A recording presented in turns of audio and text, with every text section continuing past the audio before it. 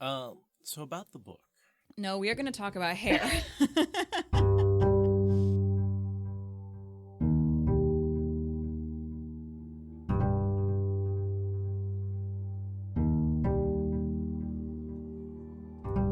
This is the Wheel of Time Spoilers podcast.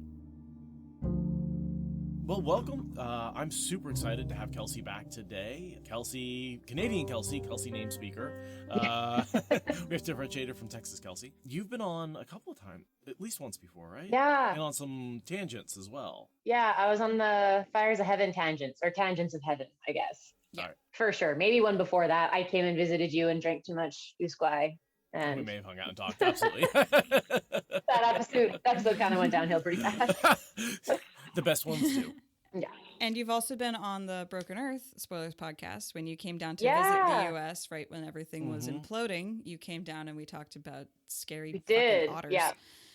Remember that That's picture right. you brought very specifically. Lots of blood. Yeah, so you're So you're a long-standing farm podcast friend. Yeah, and you've been to all the spoiler cons. I mean, Kelsey, we gotta say, Kelsey's one of the OGs. You've been around since back when the Discord was 13 people. Right, yeah. Yeah, pretty way back. Pretty damn close. We're doing chapter 39 today. Do we want to get started? Yeah. Yeah. Promises to keep, walls to drop, cities to invade. Things to blow up. Matt to say goodbye to. Yeah. Yeah, this is the last of Matt for the book, right? At He least. comes back in Winter's Heart. Yeah. I don't know when he comes back. Yeah, we lose them all next book, and so this is our final goodbye to Matt until he returns. Just like we said goodbye to Perrin for all of book 5. I'm excited for this chapter. I think, or I feel like, maybe I'm just projecting, but I feel like I'm one of the few women who actually like Matt as a character. So I'm kind of excited to kind of like talk about him and get into this and like, explore all of it and then bid farewell. So why do you like Matt as a character as opposed to everyone else who really hates his roguish hypocrisy combined with, mild misogyny? Honestly, I think it's almost, I don't know, it's kind of like a nostalgic fondness for me, how I relate Matt to like kind of my life. I grew up with a lot of guys like him, and even though they act like dickheads sometimes and they were kind of mischievous, they meant well and they were good buddies of mine, and it was always fun to go play sports or go hang out and have a drink. Matt just really invokes a lot of those feelings for me. So I think he was always intended to be written like that, to be honest. That's kind of how I always interpreted him. He's, in my personal view of Matt, that's how he was written, was just to be this, mischievous boy throughout the book. He does grow and change and learn and progress, but he's kind of one of the only characters who keeps that little bit of spark to him throughout. He's kind of a constant in that way, and I really appreciate that and like that about him. Obviously, he has his flaws every now and again, but I don't know. I've just always kind of appreciated Matt as a character. That is unusual and refreshing because Matt bashing is almost too easy. So it's actually nice to have someone who's defending him not out of pique at the bashing, but just he's relatably neat. Like that's that I can get behind that because he is a fun guy to hang out with. Not necessarily like the most reputable, but he's fun. And like I know there's parts obviously where there's some conflict that I don't agree with all of his actions, but he is written to be a little bit of comic relief. And I take that in stride. So I can appreciate it for what he was kind of intended to be written as. That's just my perspective. And I love that he's funny, right? I think there's a real humor in Matt that Jordan is expressing that I don't necessarily see in other characters. Oh, yeah. And also I don't see done very well. Like it's a very subtle, very hard humor to do. I look at what Sanderson does with like Wax and Wayne, and I'm like, I mean, Wayne is funny, but he's not subtle. No, and Matt, like he's a little bit crass sometimes in the way he talks to some of the Supergirls, but most of the time it's well deserved and it's hilarious. I don't know. He's got some good clips. I like the way his mind works. I like reading how his personality is in regards to certain situations because it never usually changes. He always kind of responds the same. I like the way he cuts through the bullshit sometimes. Yeah, there's no like games with him. It's like he thinks one thing and then says the next thing, and that is just kind of his constant. I don't know. That's my interpretation. Well, I'm glad we could have you here for this last look inside Matt's head for several Yeah, chapters, me episodes. too. And I also think like he gets shit on a lot by a lot of people around him, especially in this book. And yeah, I don't know. I got a warm spot in my heart for Matt. Well, I will read us in. Sure. Chapter 39, Promises to Keep. And our symbol is the dice for Matt, and promises to keep because Matt's always bound by his promises. That's sort of what keeps him there. Yeah, I kind of took the promises to keep a few different ways.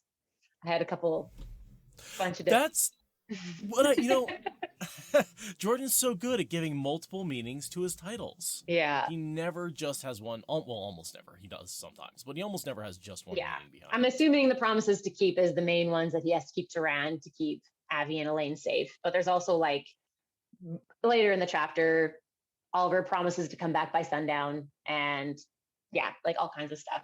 Yeah. His promises to the mistresses of the ships when he's threatening them. And promises between Brigida, not sharing each other's secrets, stuff like that. So, yeah. Right. Yeah, no, there's so much in this. Again, great title for this chapter. I really do think that he knocked it out of the park on this title. We are bloody well getting out of here now, Matt said again later, and this time there was argument. There had been argument for the past half hour, near enough. Outside, the sun was past its noon peak. The trade winds cut the heat a little. Stiff yellow curtains fastened over the tall windows bulged and snapped at gusts.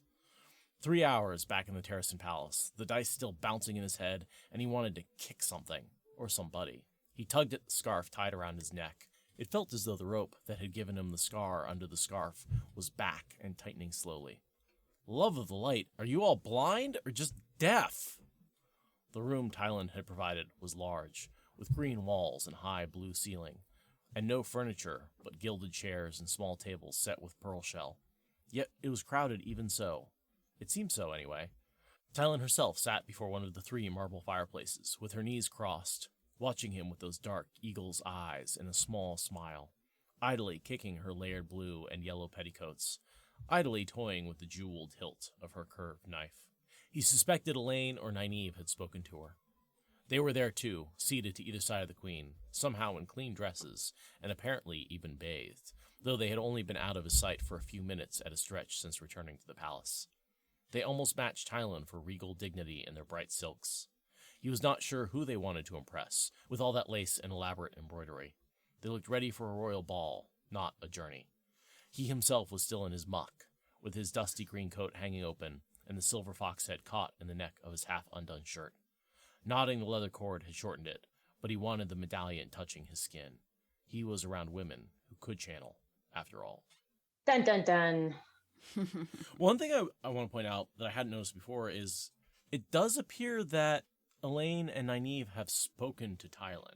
Yeah. And I have to wonder if they've spoken about Matt. I don't know. I think so, because she brings it up later in this chapter herself when she approaches him. Oh, right, when he's leaving the room? Well, when she snags him for a little bit of time, she goes up. Yeah, she literally, like, walks up to him and, like, kind of describes... Well, we can talk about it when we get there. But yeah, I'm pretty sure that she brings it up that Elayne or Nynaeve had talked to her about their situation.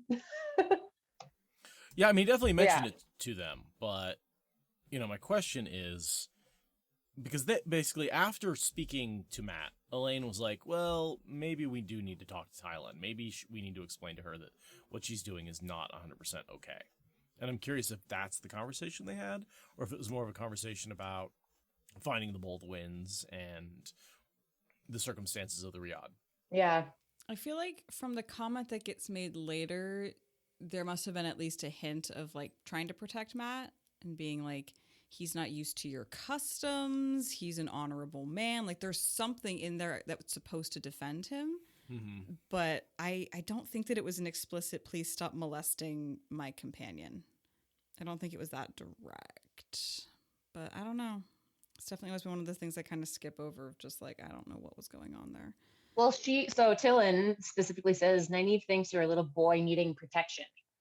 So that makes me think that one or both of them had to sit down with Tylin at some point, or Tylin at some point before then, right? Because they've been back in the palace for 3 hours since getting back from the storeroom, right?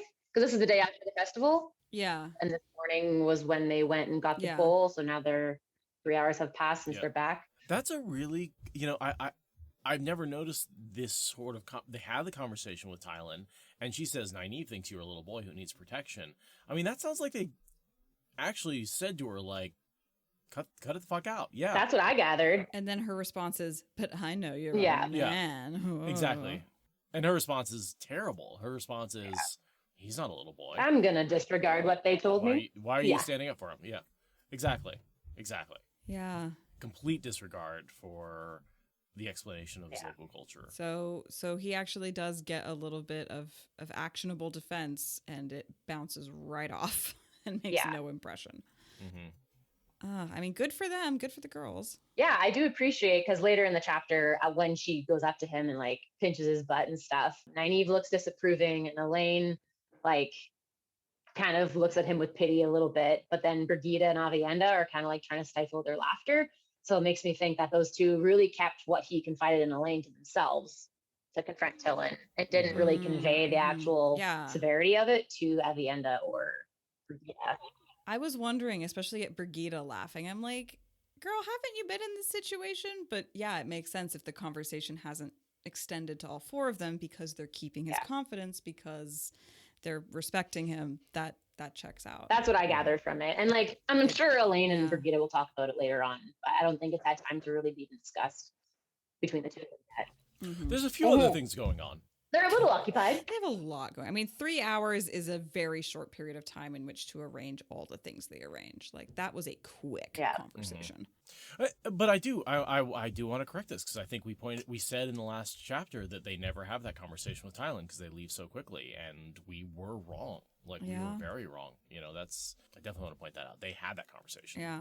It just has no impact. It has no impact. So and we can be forgiven for not remembering. Because it is kind of like thrown away in a little smoldery, husky kind of voice to Matt. So you can just easily disregard it as some kind of weird, coy conversation she's having with Matt.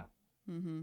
But yeah, it drives home how much she is a predator who doesn't care, because she's literally been told by women who know this guy that this is not making him comfortable and this is not okay. And she's just like, And her response is, he's not a little boy. Why are you protecting him? Yeah. So wow. That's, wow.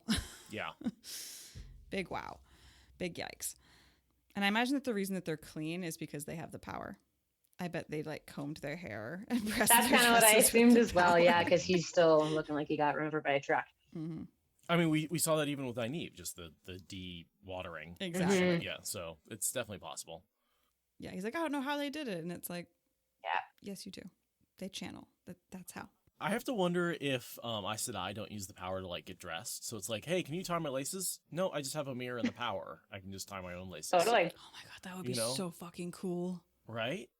That'd be so Never cool. have issues with zippers again. Just like, never. Yeah, never. totally.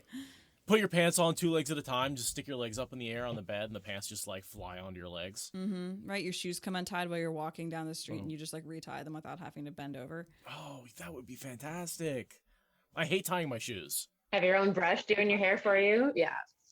Right. Yeah. All you need is a mirror, and you can, you can definitely see it. Just like, although I wonder if there's similar problems channeling into a mirror as like if you're trying to shave into a mirror, and it's like, wait.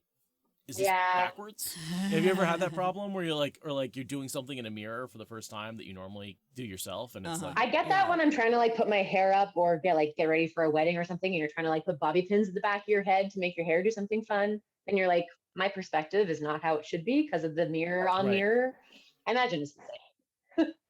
Matt is really itching to get away, and he's pretty irritated. I kind of like how he sets the whole scene of this chapter just being irate, because he has every reason to be. My biggest question about this scene is, why have Nynaeve and Elayne abdicated any conversation? Why have they turned all responsibility over to him? Like, I get that they're trying to manipulate the wise ones into suggesting the farm first. My assumption was that they are wholeheartedly gambling on assuming that his Taviran nature is going to work this deal for them, because they saw that it worked with Rand. And they're just assuming that it's going to work here too. They kind of state later in the chapter too that, sorry that we had to use you like that, but It's the only way we can think how. Yeah, it's just weird. Like, are they just banking on Taviran and just saying, go Taviran, go, we're gonna let you talk? Or are they trying, like, what's their goal? I don't really understand. I honestly think so, because he guesses rightly later too that they bungled the first deal. Nynaeve kind of shot them in the foot with that one. So I think they really had a talk between themselves, because later on he notices like a lot of smoothing of skirts and kind of like fiddling with their fingers. Everyone's like staying deathly quiet throughout the whole deal, and he's wondering like, why the hell aren't these people speaking up? So he just kind of runs with it because he gets more and more pissed off. And I think that's wholly them just trying to keep their mouths shut to let his Taviran nature do all the work for them. That was my interpretation. Yeah, I think it has a lot to do with they're trying to manipulate multiple groups of strong, powerful women into common alignment. And they have complicated standings with both of those groups, much less of those groups with each other. And Matt is universal in many ways. They're all going to be annoyed at him. They're all going to look down on him for being a man, and they're all going to be equally susceptible to his Taviran nature, and he doesn't have any standing to lose with any of them. And he doesn't know yet that the last deal was kind of a shit show. So I think they're kind of... Yeah, he puts that together as a result of this. Yeah, so I really think they're just letting him run with it. That's a good point. To see and hope for the best. That's what I'm assuming, because we already know that they have already arranged to go to the farm with the bowl. They do this whole show in front of Renail about, you know, oh, should we go here? Should we go to Viridian? They make up this whole conversation as a fake, basically, to then have them go to the farm. So I'm just assuming like they're just waiting for him to play out his Taviranness to get to that point. Yeah. And in many respects, the fact that they don't let him in on it, it annoys him that he's not let in on the strategy, but it wouldn't work. No. If he is random. That's how he it has to behave work. randomly in order to Taviran. He also needs to be irritated naturally. It's sort of like the way Nynaeve needs to be pissed off, right? Like you need Matt to be irritated at the sea folk for this to work. And if you let him in on the plan, he's not going to be irritated. He's going to, he's not a great actor. No. That's an understatement. Yeah. Yeah. So it's a very roundabout and weird, but it's powerful women channeling politics, and then Matt just sort of barreling his way through like a bull in a china shop. He's kind of like that, like the pinball machine. He's the pinball, and everybody else is like the toggle, bouncing him around to go all these different directions to make it work. And we're in Matt's POV, so it doesn't make sense. Yeah. Because he's like, this is stupid. So, of course, we as readers are like, this is stupid. Why would you do this? Because RJ's POV writing puts us right in the shoes of Matt. And not, I mean, if we were in Elayne's head, all of this would make so much sense. And there'd be so many, like, political lines of force that she can trace out and, like, eyelid twitches that mean that she's going to, like, get one, But we're in Matt's head, so we don't see that. Yeah. Here in this paragraph, he's wondering, there's 2 Windfinders who don't belong based on rank. And he's like, well, what are they doing here? And we know they're there because they're incredibly powerful channelers. So they have raw power, but they don't have rank. Right. And that's something that he should be able to reason out. It's they went to get a Terangrial, and now they have like the highest ranked sea folk and some really low, like it's like, this is not a complicated equation. If only because I think it might be complicated because Aes Sedai very much based the rank on power, and this is a different society. So maybe he's like, oh, why are these low ranked? It doesn't make any sense. If they were powerful, they'd be high ranked. Right. Yeah, that's fair. Because he's got bits and pieces of sea folk culture stuck in his mind. We see a lot of what he knows about sea folk coming out in this chapter, but it's such a scattershot. Like, and he doesn't know very much about Aes Sedai because I don't think any of his old memories have much close contact with Aes Sedai. His memories are a bunch of male soldiers. Yeah. Like, there's just not a lot of contact with Aes Sedai in his memories. There's no warders in his memories, I don't think. Why would a warder go through the gateway? Exactly. Exactly. That's the one kind of man that would have close contact, but their close contact would then preclude them from going through the doorways. Although, part of me wonders, like, if I was an Aes Sedai and I wanted to ask my 3 questions, I'd send my warder through and have him ask 3 questions and then do my own. So I had 6 questions total. That is clever. Yeah. But then, Aes Sedai aren't that clever, so. As we've seen. How dare you? Oh, I dare. Oh, I dare. Modern Aes Sedai are shit compared to old, the so-called Aes Sedai. There's a reason the Forsaken use that. Like, they're not making it up. These Aes Sedai are hidebound, traditional, pathetic, and manipulated by the Black Hotshot to be terrible. I'm also pretty sick of these all Aes Sedai everywhere just saying things like, this is preposterous. This is impossible. This has never been done. This can't be done. I'm just like, I've never heard of it, so it doesn't exist. Mm-hmm. Do you literally not realize that the Dragon Reborn has been found and you're heading towards the last battle? Like, everything you thought was impossible is actually happening in front of you. So maybe expand your brain a little bit. Like, everyone's just first assumption, like whether it's Cadsuane or whoever else, that's impossible. Can't be done. Just drives me up the wall. I'm really sick of it. Yeah. And it's really on display here with the whole gholam thing. They're like, well, we've never heard of it, so it can't exist. Yeah. And it's like, how much of your lore as a culture is about what you've lost since the Age of Legends? Right. How many of those Tarangrial in the storage room do you know how to use exactly? Yeah. Oh, right. None of them. Like, any humbleness at all is just culturally anathema to you? Yes? Okay. And didn't you all just have a huge awakening about how many kin there actually are? Like, literally you're learning new things all the time, and still you have the gall to say things are impossible. I don't know. It just, the amount of times that word comes up, I'm just like, it's not. Yeah. Why are we talking about gall? He's hanging out with Perrin. Had to. So what follows is an amazing knowledge dump about Gholam. There's so much exposition in the next couple of paragraphs. I almost wanted to read a big chunk of this.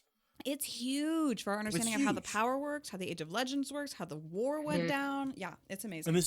And even though Matt's saying it, this is all Brigida's information, right? This is all coming from Brigida and her memories in the Age of Legends. What I find interesting about that is eventually she has to be taught these things because she forgets them. Yeah. Do we know why? I know Sumiko and Nynaeve have a talk on the boat, and that's why Sumiko's doesn't revere the Aes Sedai like the rest of the kin in that room do. Do we know what they were talking about? Healing. Her healing ability. Right. And Nin's like, these Aes Sedai don't know shit. I'm teaching them things. You could teach them. So you could teach them. Okay. Yeah. They know basic field medicine. You are doing far more advanced work than it's like being a graduate student and thinking someone is a PhD doctor, but they were actually just undergrad the whole time. Yeah. And you've been doing advanced work way beyond what they were doing, for years and years and years. Or they're still in high school. Yeah, exactly. It's like, okay. I kind of assumed that was the thing, but I wasn't sure if I had missed something there. Yeah. No, we very much see her after the healing of Rand. Rihanna, yeah. Rand, yeah. Yeah. I said Rand. Our names, whatever. Our names. Rian. Just like she's more competent even than Nynaeve with healing. All right, I'm going to read Matt's stuff. Yes. Gholam were created in the middle of the War of Power, during the Age of Legends. Which, by the way, also gives us a clue that the War of Power, even though the war was open, the Age of Legends didn't end until the breaking. Mm-hmm.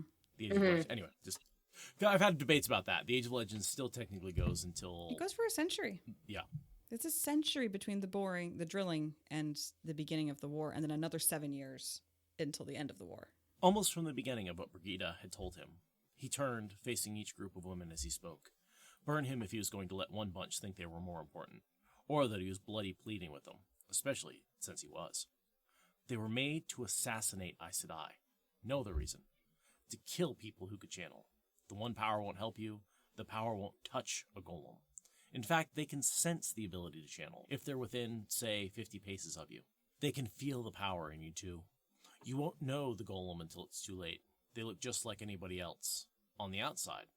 Inside, golem have no bones. They can squeeze themselves under a door, and they're strong enough to rip a door off steel hinges with one hand. Or rip out a throat. Light, he should have let Nielsen stay in bed. R.I.P. Suppressing a shiver, he pressed on. The women, all of them, watched him, almost not appearing to blink. He would not let them see him shiver. There were only 6 golem made, 3 male and 3 female. At least, that's what they looked like. Apparently, even the Forsaken were a little uneasy about them. Or maybe they just decided 6 was enough. Either way, we know one is in Ebou Dar, probably kept alive since the breaking in a stasis box.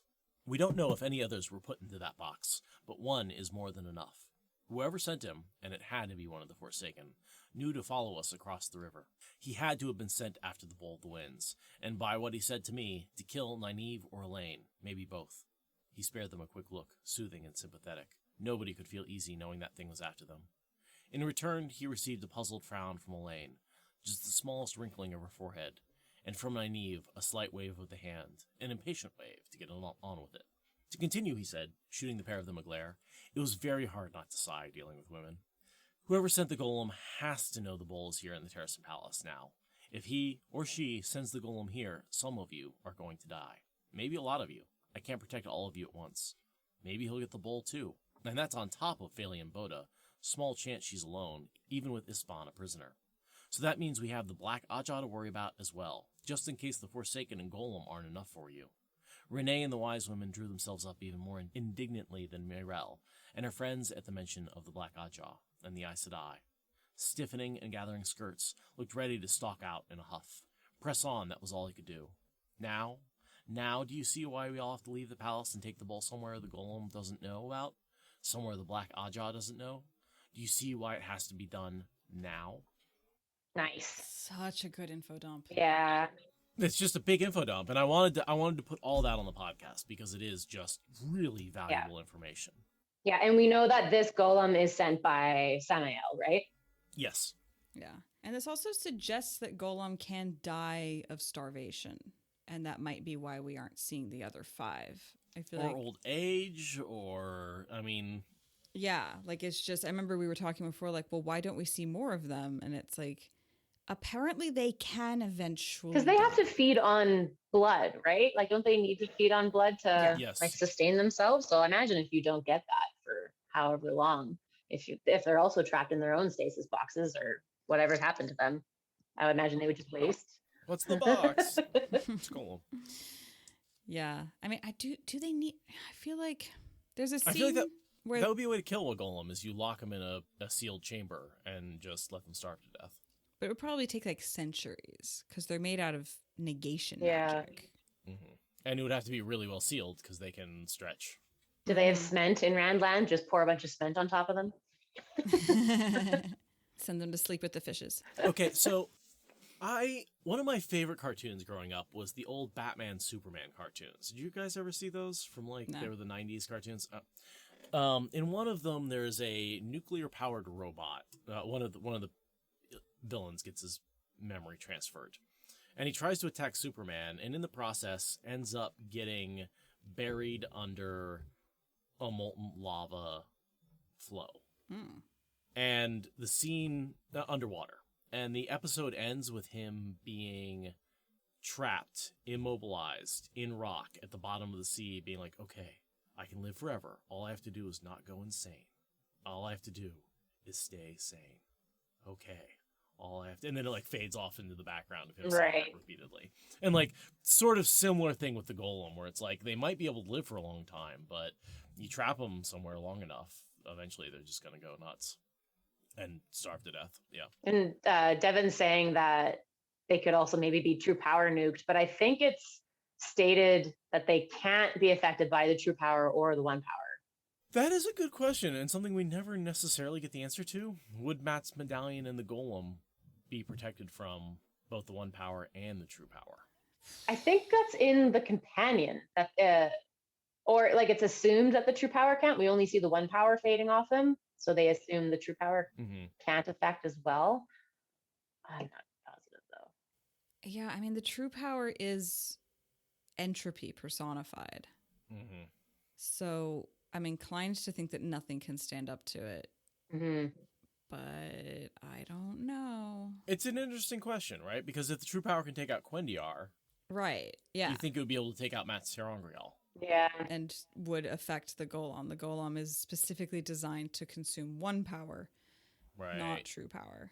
But if the true power was possible against them, you think the Forsaken would be way less nervous. And they wouldn't be as wary. Yeah, they wouldn't be this. Well, the true power is only doled out as the Great Lord wishes, right?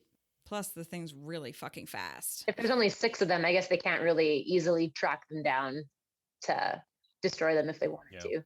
My assumption is always that the true power was involved in the making of the golem. Mm-hmm. And so maybe they're not vulnerable to it. Yeah, the true power just breaks so many Yeah. rules.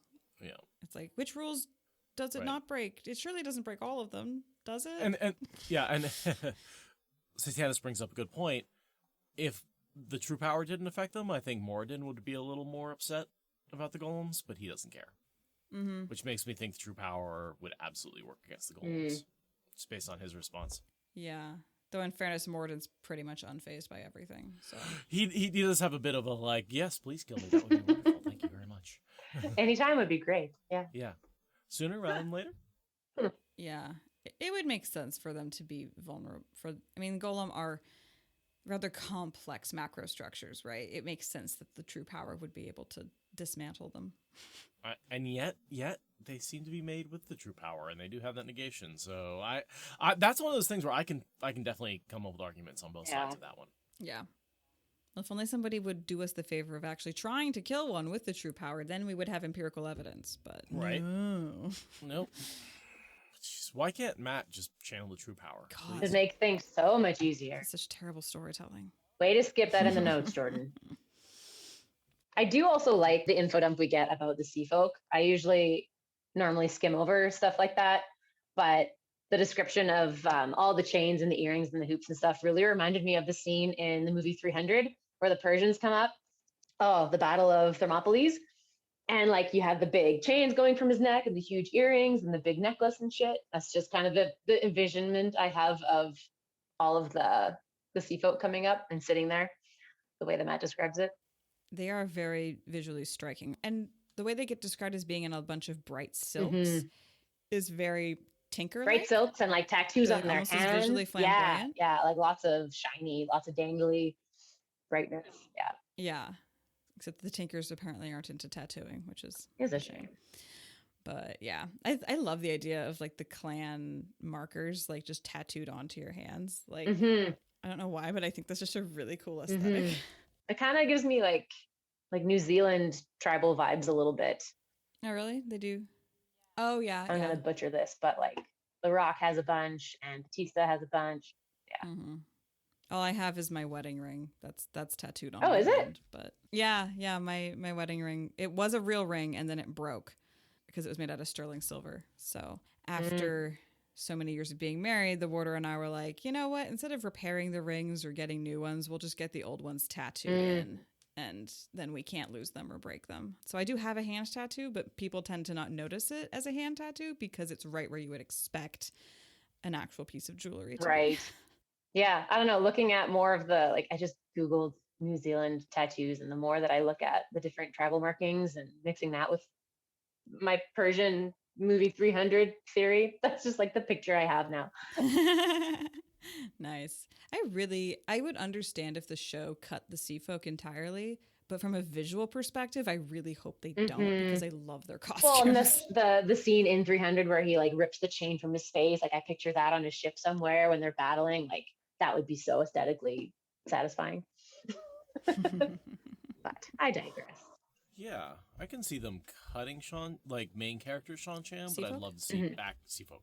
I'd love to see background characters as sea folk. You know, like I'd love to see like diversity among extras. Like we were doing like the port, like general walk and talk through a port, and it's like, oh, there's the sea folk. I recognize them. Exactly. Yeah, I want to be able to do a lot of like, let's walk through a major city and pick out all the various ethnicities of the background characters. Like, well, that one's from Ebou Dar. That one's sea folk. That one's Andoran. That one's probably Kandori. You're like, I expect to be able to do that. That would be good fan service Easter eggs without really sacrificing a lot of screen time. To a plot arc that just get the costuming and stuff going and have that going, and like you can reference them, but we don't need them. You can just bring one in for one episode when the bowl gets used and be like, here's a sea folk. Okay, now they're gone. Bye. That was fun. Yeah, I like that. That would be really cool. Yeah, so here's where he's trying to figure out exactly why the women are letting him just spin his wheels. Yeah. we talked about that. They're probably trying to use the Tiberan nature of him. Yeah, I think it's as much about not being in the line of fire from the sea folk as anything else, I think, because of how their bargain went before, and they're trying to like look cool in front of the kin and all of that. And I think it's as much about that. Yeah, and Matt is as, observant as he is and as smart as he is. He picks up like the looks that, the sea folk are sending towards, the Aes Sedai, the smug looks that he notices.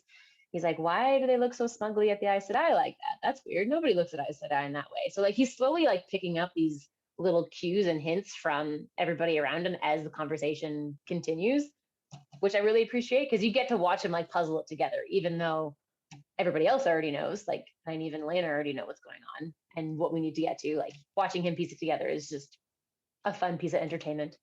Mm-hmm. He gets very clever here, where he figures out like they're using me to manipulate, but he doesn't know what their goal is. Yeah, he just knows that he needs to be used in some way. He's just not sure what for what. Yeah, he's doing the calculus on the fly and running his mouth while he's thinking. Yeah. And then what follows to me is one of the most satisfying insult sessions ever. Because how often do to me, it's a scene where Matt gets to actually legitimately tell someone to go fuck themselves. And like, we all want to do that, but so often based on circumstances, like you have some empathy for the person, or they're being reasonable, or they're working a shitty job, blah, blah, blah. Like telling someone who's, working a minimum wage job to go fuck themselves. Yeah. Not helpful. But the satisfaction here, where it's like these people have power, they're being dicks about it, and he unexpectedly knows their culture enough to insult them in their own sort of cultural norms. So satisfying. Yeah. To me, it reminds me a lot of when, let's say you speak a foreign language and you go visit a country and people don't realize that you are able to speak their language, and they like are insulting you to your face, thinking you can't understand them, and you turn around and in their own language go like respond in kind, and they realize you've been hearing them this whole time. That to me is what Matt's doing, is he turns around and uses their culture's insults against them, which to them they're like, wait, how does he know our culture? Right? Like, what else where is that coming from? What else does he know? What is that like? Yeah, it's so gratifying. All of a sudden it makes them doubt themselves. It's so gratifying. I feel like it's just, especially since we all fucking hate the sea folk so much, right? Like, they're just annoying to read, annoying to be around. They're the worst of Aes Sedai characteristics. They just add in weird conflict that's just irritating. There's nothing else to it. Yeah. Which I think part of that is that the sea folk are very much taken out of their native environment. Mostly Windfinders are by themselves with, like, Windfinders don't have much of a hierarchy because they are just reporting to their captains. Yeah.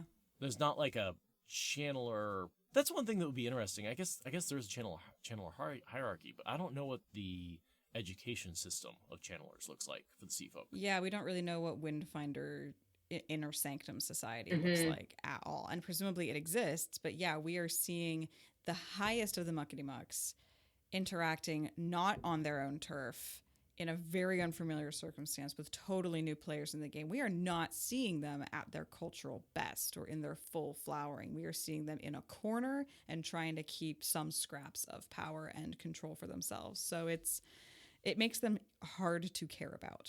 Yeah. And it makes it fun to read out of Matt's perspective, because he's also in this moment backed into a corner. He doesn't really know why, what's going on, what he's supposed to do, how he's supposed to respond.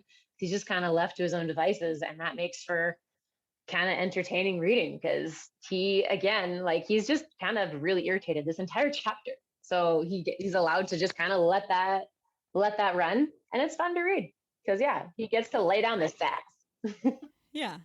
I don't care about your bargains with anybody else, you daughter of the sands. Yeah. It's such a sick burn. And it's like, his sarcasm is usually layered under like a facade of politeness. He's good at the sarcastic double comment. Here he just gets to let loose and just be insulting. And it's refreshing. It's like, yes, Matt, go. Spread your wings. Take it.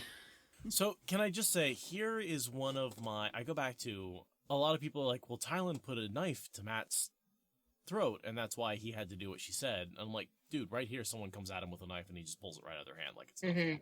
This is a very surprising moment that a woman who is ostensibly very powerful and very dangerous is no match for him. it feels a little bit like Matt gets a little bit of like god power almost. Or maybe it's just that her move was really obvious. Like, I don't know. It's always seemed to me like, okay, so Matt's just OP to the rest of the cast. Okay. I guess we'll just do that. Because, yeah, it's like she tries to stab him and he just gets magics his way. without even breaking a sweat. Like, Tom did say he had fast hands. Mm-hmm. Yeah. Yeah. And I think also probably I wouldn't say that she didn't mean it, but it probably is a slightly more flamboyant move meant to intimidate. And I think him being like rightly ticked off here, as opposed to more like startled and taken by surprise by Tylin in that scene, or Tylin, is a different, like he is trying to hold the upper hand and rein in his temper, but he's very aware of exactly what's going on around him. So he's very observant of, people's body movements, all the women like smoothing their skirts. Like he just goes into this last whole entire page of him basically noticing all these little minute details about everybody. So he's very on guard. He's very prepared. And I suppose it's a little easier to expect a dagger after you blatantly insult somebody. Yeah, you slap someone and then you expect them to slap back. Right, yeah. There's a certain amount of looking for danger, as opposed to Tylin, where he was like, where did you come from? Yeah. Right, plus Tylin is like right up in his face at that point, whereas this time there's a little more space. So he has a little more room to maneuver. But yeah, no, you're right. He has fast hands. Because she definitely was willing to draw blood. I don't think she was trying to kill him, but she was definitely willing to draw blood to prove her point. And he's like on the offensive. Like he is a cat in a corner. He's on the offensive as opposed to defensive, like he has been with Tylin this whole time. Mm-hmm. Plus he's keyed up because he had a very rough morning. Yeah, rough morning. Right? Like he's probably still, he's up there with his attention to what's going on and his self-preservation. Yeah. On the edge. Mm-hmm. So do we know what the walk a rope for me saying actually means? I assume it sounds like walk a plank. Yeah. Yeah, I kind of looked it up, and one of the terms means walk off the front of the ship with a rope and a stone tied to it. If you're a channeler in the Sea Folk, that's one option for the men, is to walk off the front and drown themselves, or they get discarded on an island with no food or water. Oh, okay. You're right. That is a good reference. But that's that not walking on a No, rope. it's not. That's tying yourself. That's the only thing that I could think of is walk a rope for her. That's the only thing I could look like. I kind of tried to look up the phrase, and that's all I could really pair it with. So maybe she does want him to kill himself. I don't know. But I mean, I definitely always read it as walk the plank, but obviously you don't just stick a rope out off the edge. Yeah. Maybe it's some sort of thing where they string a rope between two ships, and like if you can walk across from one ship to the other, then you get left to live, and if you fall off, then like they don't pick you up. To hell with you, we're gone. Or something. Right. But like, and that would be weird because, ships are constantly moving. So the rope would be like have slack and then not. It would be almost impossible. Right. It would just be a game because everyone in this world is cruel. Yeah. I was thinking of it as like, this is how we attack other ships. You like hit them with harpoons with ropes attached, and you walk the rope to try and attack the other ship. So like, maybe you'll walk the rope for me. Maybe you'll fight for me someday against another ship. But that's such a stretch. Or maybe it's like a way you level up from a deckhand to the next position in their hierarchy. If you walk a rope of some kind. Yeah, that's a stretch too. Also, like, you've got nets that people climb. And those are made out of rope between different masts. Yeah. Or just like walking through the rigging. Like that's what I'm thinking. Yeah, just I don't know. But it's definitely meant as a sinister threat. That much is clear. Yeah, I do love their bantering of like, you're an oakum picker. Well, you're a bilgestone, basically calling her a piece of shit. Like, I don't know. Random, fun insults. Those are fun to look up. Yeah, you're just ballast. Well, and the only people we've seen walking a rope is Elayne in the circus. Right. Like that was walking the rope. That's what I think of as walking the rope is like. So maybe that's what she means, that you're going to do like a little walk for me to prove, I don't know what. Yeah, I don't know. Or maybe it just means be an entertainer. Maybe it's one of those, like, maybe you'll go paint your face and dance around like a fool. Ship edition. Yeah. Mm-hmm. Or it could just be a reference to taking risks, right? Like, that's a risky thing to do, to walk a tightrope. So, like, maybe you'll take a risk for me someday, like you're doing for these women. Well, and if she is mistress of the ships, she can order him technically to do whatever she wants. So maybe walking ropes just like, an entertainment thing for her. But her smile was disturbingly hopeful. Is just like, this probably won't end well for that. Yeah. Whatever it is, it's not meant to be fun. Yeah. Okay, Frosted Angel in the Sky is saying in chat that hanging was one of the most common executions in naval warfare days. Maybe this is some sort of reference to being hung? Possibly? How would you walk that, though? Maybe if you do the tightrope walking thing, which you've got the noose around your neck, so if you fall off, you die. Short walk and a quick drop. Yep. I don't know.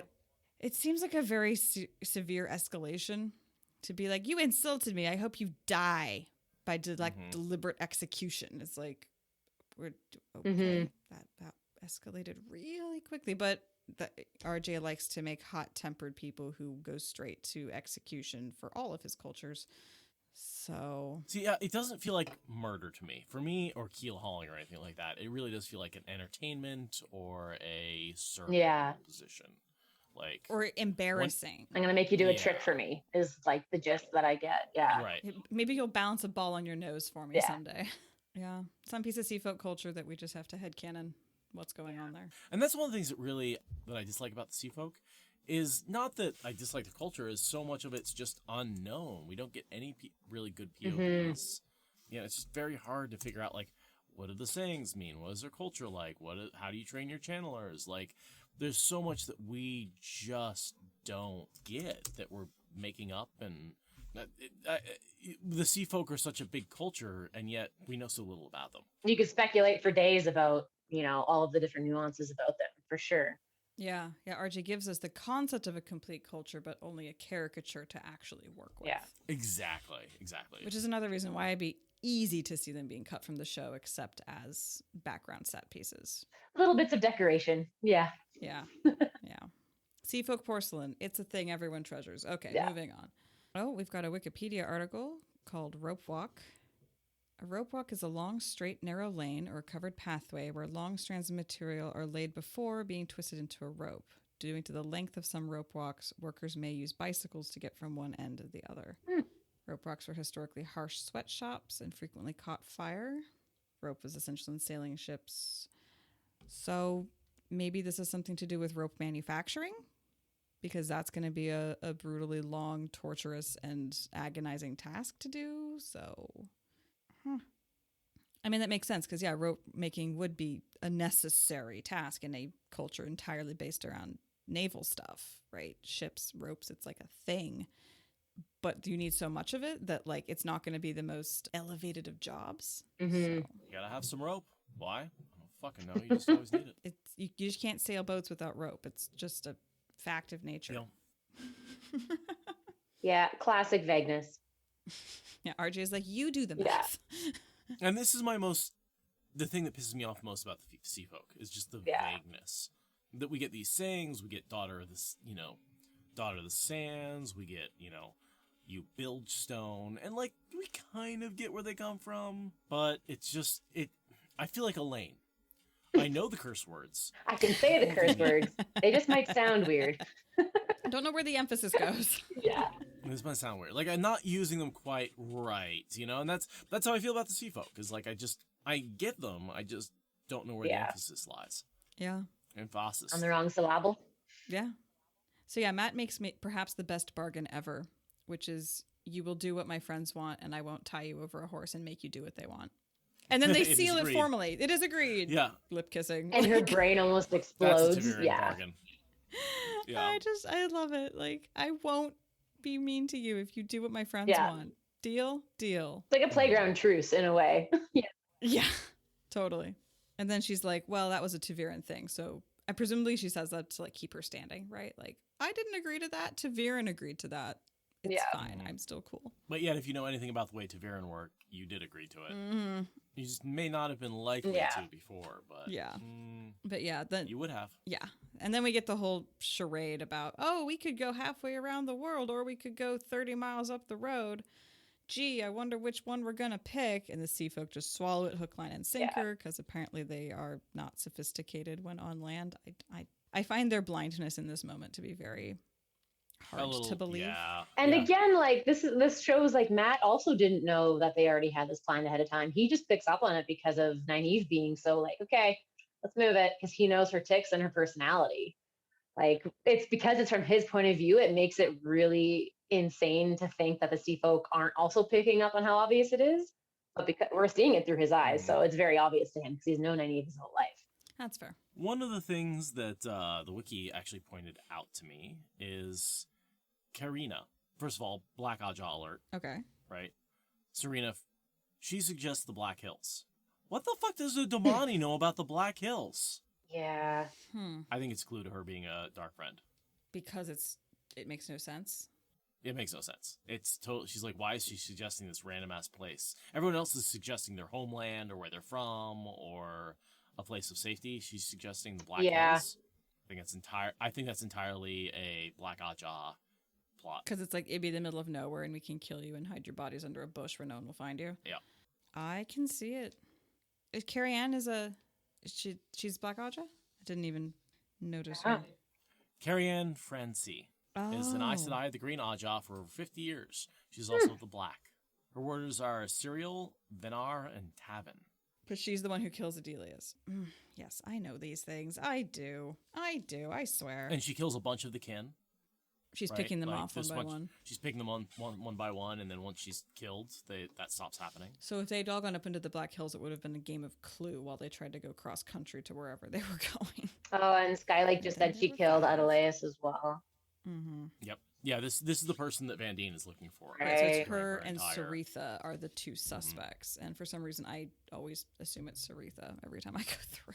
No, but actually, Chesmel kills Van Dien and Saritha. Oh, right. In Knife of Dreams, chapter 31, Marilyn identifies Serene as Black Aja. Van Dien immediately turns and stabs, Serene, and then Chesmel kills the two of them. So, if you want to know the final Knife of Dreams, chapter 31, is where that all happens. Thank you, Wiki, for existing. Yep. Encyclopedia Watt for the win. Do we know? I kind of have an idea, but do we know why Nynaeve is like so anxious to get the ball rolling here? Because she almost like gives herself away and this whole plot away. Like she's not being very subtle about their big feint. Do you guys have a reason why she's like trying to move things along as fast as she is? I think she probably does agree with Matt about the need to get out soon. She's actually maybe being shaken by the fact that Moghedien almost killed her. And she's still out there. Yeah, I mean, there's a lot of reasons to get out of Dodge, right? And it's like, and also she's so impatient. She's had to wait for whole minutes to hear this. Like she's ready to go. I also think she's just not very good at deception. No, she just wants to browbeat them into going to where she wants, whereas everyone else is like, no, we have to manipulate them. And she's like, why can't we just tell them what to do? Yeah. If you don't pretend well, they're going to guess your game and be really pissed off. Right. Yeah. And I love when she's like, Matt, why did you try to bully them? That would never work. It's like, Nynaeve, please take several seats. That's exactly what you would do. What? Yes. It's exactly what you do all the What's the first time. card you always You play? are the bully. Yeah. And then Matt has the like, looks like you fucked up with the sea folk. Maybe you should let me help next time. And they're like, nuh-uh, we're gonna just blush really hard. And he's like, yeah, that's what I thought. Yeah, not bad shooting blindfolded. That's where he nailed the fact that their bargain with the sea folk about the Aes Sedai sucked. And Egwene is going to be real pissed about that when she finds out. Oh my god, yeah. She kind of blows her top when she learns about that. And Elayne's just like, a most observant subject.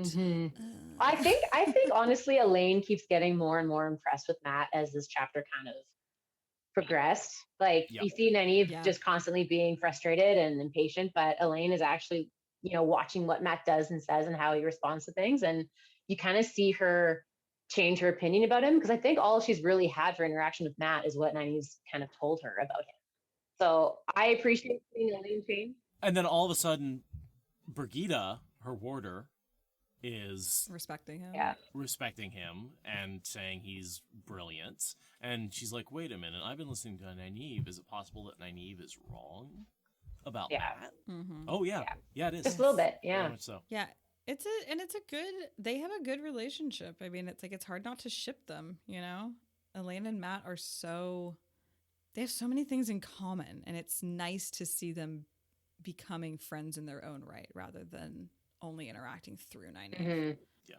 I definitely ship different pairs, right? Perrin and Egwene, Nynaeve and Matt. Yeah. I mean, I don't think they'd be a good couple, But I'd be much more interested to see them get together than... Especially because he is so anti-lord, anti-lady, and she is the epitome of a lady. That would be... Well, I guess that was two on, but... Did I say Matt and Nynaeve? I meant Matt and Elayne. Yes, you did. I know. Yeah.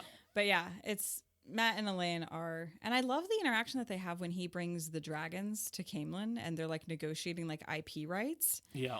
I love that interaction because they are both, neither of them is really belittling the other or demeaning the other. They're just having this like hard hitting like bargain of like, you're a ruler of nations and I have engineering plans that will change your ability to defend your territory. And you start to see that seed of that here, and then they don't see each other for books and books and books, and the next time they see each other, they're negotiating how to handle the dragons. Because she especially matures a lot between here and then. She does go through quite a bit of maturity. That's one thing I think people don't necessarily dig into with Elayne, is how much she goes from the immature, well, my mother the queen and I'm princess of blah blah blah, to actually ruling a country and not falling back on that sort of thing. Yeah, it's obfuscated by the whole babies thing, but if you can see past that, she is very mature in all the other ways as a result of everything. And and I think the babies thing is as again, I'll put that on Sanderson as like a ridiculous, like Sanderson reverts a lot of the characters to the way they used to be, because he was a fan, and he doesn't necessarily, I just don't think he changed with the characters in Knife of Dreams. All the characters in Knife of Dreams had huge changes to their personalities, and then they revert back in A Gathering Storm, and then Two Towers, they go through a lot of their mature processes again, and then in Memory of Light, the final character that they were supposed to be. But one of the things I really don't like about A Gathering Storm is how much the characters revert back to pre-Dumais Wells personalities. It makes me wonder if Sanderson really just, like, obviously he reread the books a bunch to finish the series, but more so had reread all of the beginning books like everybody else had while he was waiting for everything else to come out. And then all of a sudden, I can't wait for things to come out. I'm writing the things that are coming out. So he just had all of that new information, or same information from the beginning books and all of that. Yeah. Yeah. And Knife of Dream, he probably had embedded those first 6-book characters into his brain many years ago, and Knife of Dreams had only come out recently, so yeah, very much so. What's the middle book called? Not the Two Towers. I'm racking my brains and it's not coming. It's Gathering Storm something. Towers of Midnight. Towers of Midnight. It's like there's a tower involved. Multiple towers even. It's probably more than 2. Well, because the middle book of Tolkien is the Two Towers, right? And that's the middle book rough. of Sanderson's 3 books, is the Towers of Midnight. So yeah. Yeah, I haven't read the last books as many times. I'm still a little bit... I've only read them 3 times. Like, no, it's going to take me a long time to get up to like 12, 15, 20 reads of the last 3 books. That's going to take a while. Unless I just read them. Yeah. Speaking of beet red, that's what color Matt turns when he gets fondled in front of his friends by his rapist. Yeah. Awkward. Yeah. And then there's this weird thing where she's like, I'm going to miss you. And he's like, I'm going to miss you too. So what I always, before doing the podcast run through, I somehow assumed that they had been interacting for weeks at this point. But it's been like 48 hours since she first raped him. So how is he already into I'll miss you too territory? Yeah, I associate that response of his to like some kind of case of Stockholm syndrome. He's been in this so fast. Like, I guess it's been like 3 or 4 days since he was initially moved in, like 3 days at most, I think, because Festival of Birds was all day yesterday. And then this has been a full day. And the first day he avoided her. And the first day, because he spent a couple days without food, like trying to avoid her.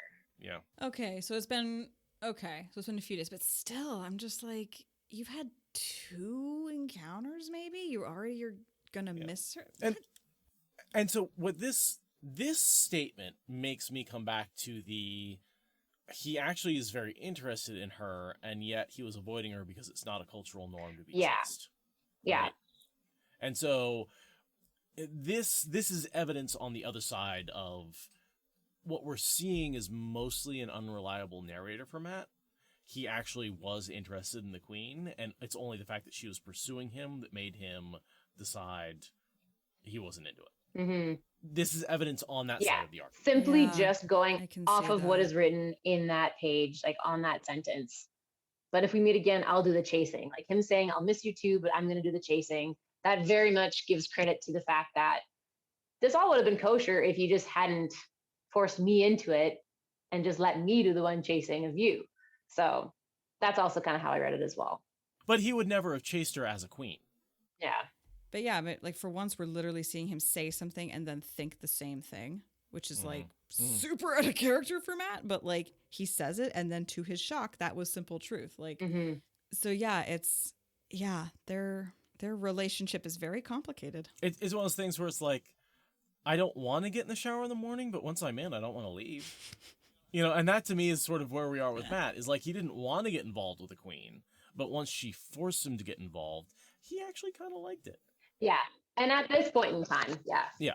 And that's very complicated when it comes to the whole rape analogy of like, you raped me, but I wasn't totally not into it once I thought about it for a while. And that is complicated feelings. And it's not something that we want to give credit to, but like, there is a certain amount of historical fact behind, men used to rape their future wives, and that's how they got their wives. Yeah.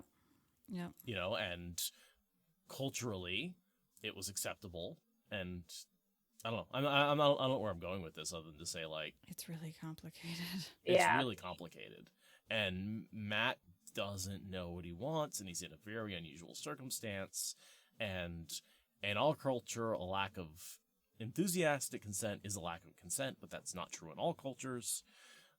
We've had this conversation. Yeah. I don't know how to go deep into it other than to say, like, this little statement is evidence on that side as opposed to this side. It doesn't change the fact that she raped him, but it does prove the point that not all assaults are equal in terms of how the participants feel or how like the fallout goes. Yeah, because you can have certain emotions in the moment while it's happening, and then also have emotions after the fact, after you've had time to process. And I think for him as well, everything that's gone on in the last 2 chapters, he also really hasn't had time to process everything that's happened. He's basically had his nightly shenanigans with her because he's been forced to, and then has to get up in the morning and go deal with Nynaeve and Elayne and go find the bull and protect them and keep his promises to Rand and make sure everyone's safe. And then he gets drunk with Brigida, and then...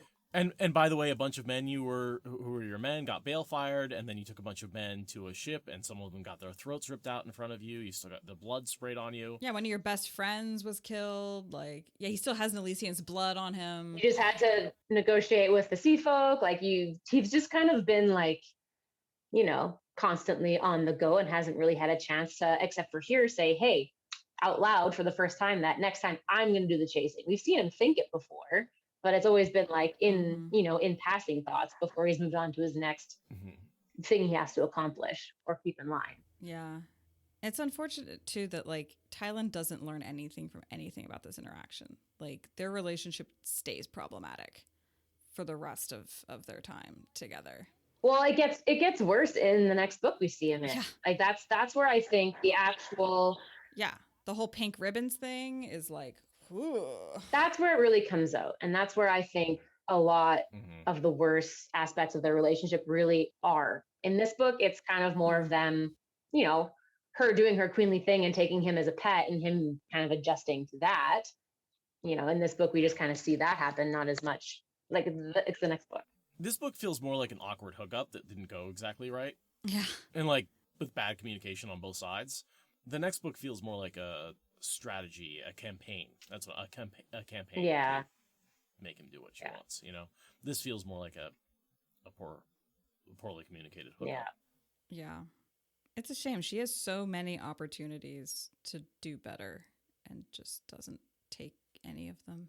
But yet I do think that part of the reason that the Golem tears her apart is because of her moral failings, right? Like, the only way to deal with a character like that who can't evolve and change and get better is to kill him. Yeah, there's a bit of retribution to that where it's like, you kind of deserved it. And the only reason that you're under that bed is because you wouldn't keep your claws out of Matt. And like, yeah, it's hard to feel sorry for her given everything she chooses to not do better. Mm-hmm. If you let the person who told you to go away and left them alone, you'd still be alive. Yeah, a little bit of respect would have gone a very long way. Such a long way. You know? Yeah. So, and then there's this awkward thing with Tom and Julin where Tom's like, hey, so I found this ring on your pillow and there was petals all over it and it looked pretty raunchy in there. And Matt's like, I paid for this ring myself. And Tom's like, oh, you did you? So awkward. Yeah. Mm-hmm. Why do you take the ring off? I don't know. Why did he leave the ring behind? Maybe because it's so long that it like messes with his dexterity. Didn't she ask him to? Because she only wanted him to wear things that she wanted him to wear. Am I making that up? I think that's later. Okay. I bet that he kept it off because he wanted full dexterity of his hand because it's a very long ring that like covers almost like the whole section, like up to his knuckle. So I bet that it's not great for wielding the Ashendare. Mm-hmm. But oh, you were thinking about fighting. yes, I was thinking about fighting. I was thinking about fucking. I mean, it's hard not to. They bang like right here for who knows how long. It's true. It's true. I'm like, why would he take the ring off for fucking? Yeah, I was thinking about a different F activity. Metaphors work. Okay, so next, there's the whole Lopen being sad because Nalisian's dead, and Matt being like, "I'll hire you though, so that'll be cool, right? I can keep you on in service," and that's neat. That keeps Lopen in the plot forever and ever. Which is kind of nice because towards the end of this chapter, it's like a very like we go into a lot of descriptions, and it's almost like goodbye descriptions because this is kind of the last time that these guys are all together. Mm-hmm. So you have his description of Tom being the queen's lover, and then some, and descriptions of Lopen and descriptions of everybody else. Like it's kind of like a brief goodbye in a way. Yeah. Anybody left behind might be left for a long time, Lopen. Yeah. And that's true. Yeah. And for me, up to this point, Matt's behavior has been all around bringing Elayne back to right. Mm-hmm. And circumstances very much separate him from Elayne. He's the one left behind. You know? He's the one left behind. Yeah. And so, like, I need to go back and look at Winter's Heart, but what is he trying to accomplish at the beginning of Winter's Heart? Because he's lost Elayne, he's recovering, but I'm trying to, like, it's such a long gap, I'm trying to remember, like, what is he trying to do at the beginning of that book? Is he just trying to heal and get out of Ebou Dar? I think that's simultaneous with when the attack happens and he has to escape. Like at that time, there isn't any other plot other than him escaping town. Gotcha. Yeah. I think it's just getting away. So he's just trying to get away. And then, of course, he feels very obligated to help the Aes Sedai, Tylin, Jolene. Yeah. Because of the note. And then that leads him to helping the sea folk as well. Yeah. And that is when we see Olver again next, is in Winter's Heart when they go to the circus. Mm-hmm. Where does he end up going? He uses the circus to escape, he runs right? away to Valen Lucas circus. Yeah. And that's where he kidnaps Tuon to get away, and then he's got all the deal. He has to deal with Tuon, is basically at that point. So from here on out, he's pretty much, first of all, he's trying to help Elayne. Then Elayne goes away, and he's trying to escape. And then when he escapes, he kidnaps Tuon, and he's trying to deal with the fact that he's kidnapped a strong Yeah, Tando. he becomes very directionless when he loses Elayne, because then it's like, his direction is basically getting Tuon, realizing she's the daughter of the Nine Moons, and then that's like his next step. Okay, I have the daughter now. I guess I see where this goes. And that's kind of like how, again, it vaguely progresses for him.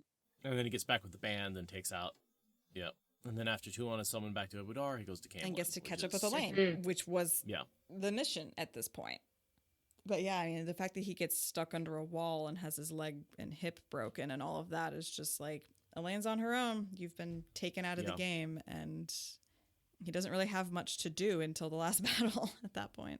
So he gives everybody their instructions to like loop out, do your rounds for an hour and come back and wait so that we're not all like scattered about for the entire evening. We'll check in an hour's time. Do you think if they had just waited and trusted that Olver would be back by sunset, do you think that none of this would have happened, or do you think Olver would have got? Yeah. Well, I mean, the Seanchan are gonna attack before sunset. So yeah, but like we don't. Olver, as far as we can tell, is just back in the Terracin Palace when we come back. He didn't get kidnapped. He didn't get hurt. No, he just doing his thing. Came right back. He just was out doing his thing, and he came right back. So, now, could they have gotten away if they waited for Olver? That's a different story. But would have Matt had a wall fall on him? No. Yeah, no, because I mean it's only early afternoon right now. Olver's not going to be back for 6 or 7 hours, and the Seanchan attack within an hour. Yeah. So, yeah, but I mean we see here like how much Olver is like Matt, because it's like he puts great store in his promises. Like he wants to run around and spend every waking moment he possibly can out doing his own thing, having his own freedom. But he promised to be back, so he will be back. And it's like this is literally Matt. And also his generosity of giving out his red coat, just the way Matt's very generous. Like Olver is doing everything he can to ape the older Matt. Yeah, and then Matt the decision for Matt to not have the whole party wait behind for Olver is like, I get it, but it's also like I genuinely can't tell what is more in character for Matt to be like, we have to look for the kid, or like you have to get out of here, because the bull is so important, but like Olver is so important. You know? He also didn't know that the Seanchan were coming. That's like, he didn't expect an invasion of the city in the middle. He's like, oh yeah, go out and look and come back in an hour. Like, that's not... Yeah. No one could have interpreted that this was the storm that Nynaeve's been talking about this whole time. Like, no one could have foreseen that coming. Like, yeah. That was a surprise for all. Yeah, I mean, Nynaeve still hasn't totally worked out what her storm sense means, much less attempted to explain it to anybody other than herself.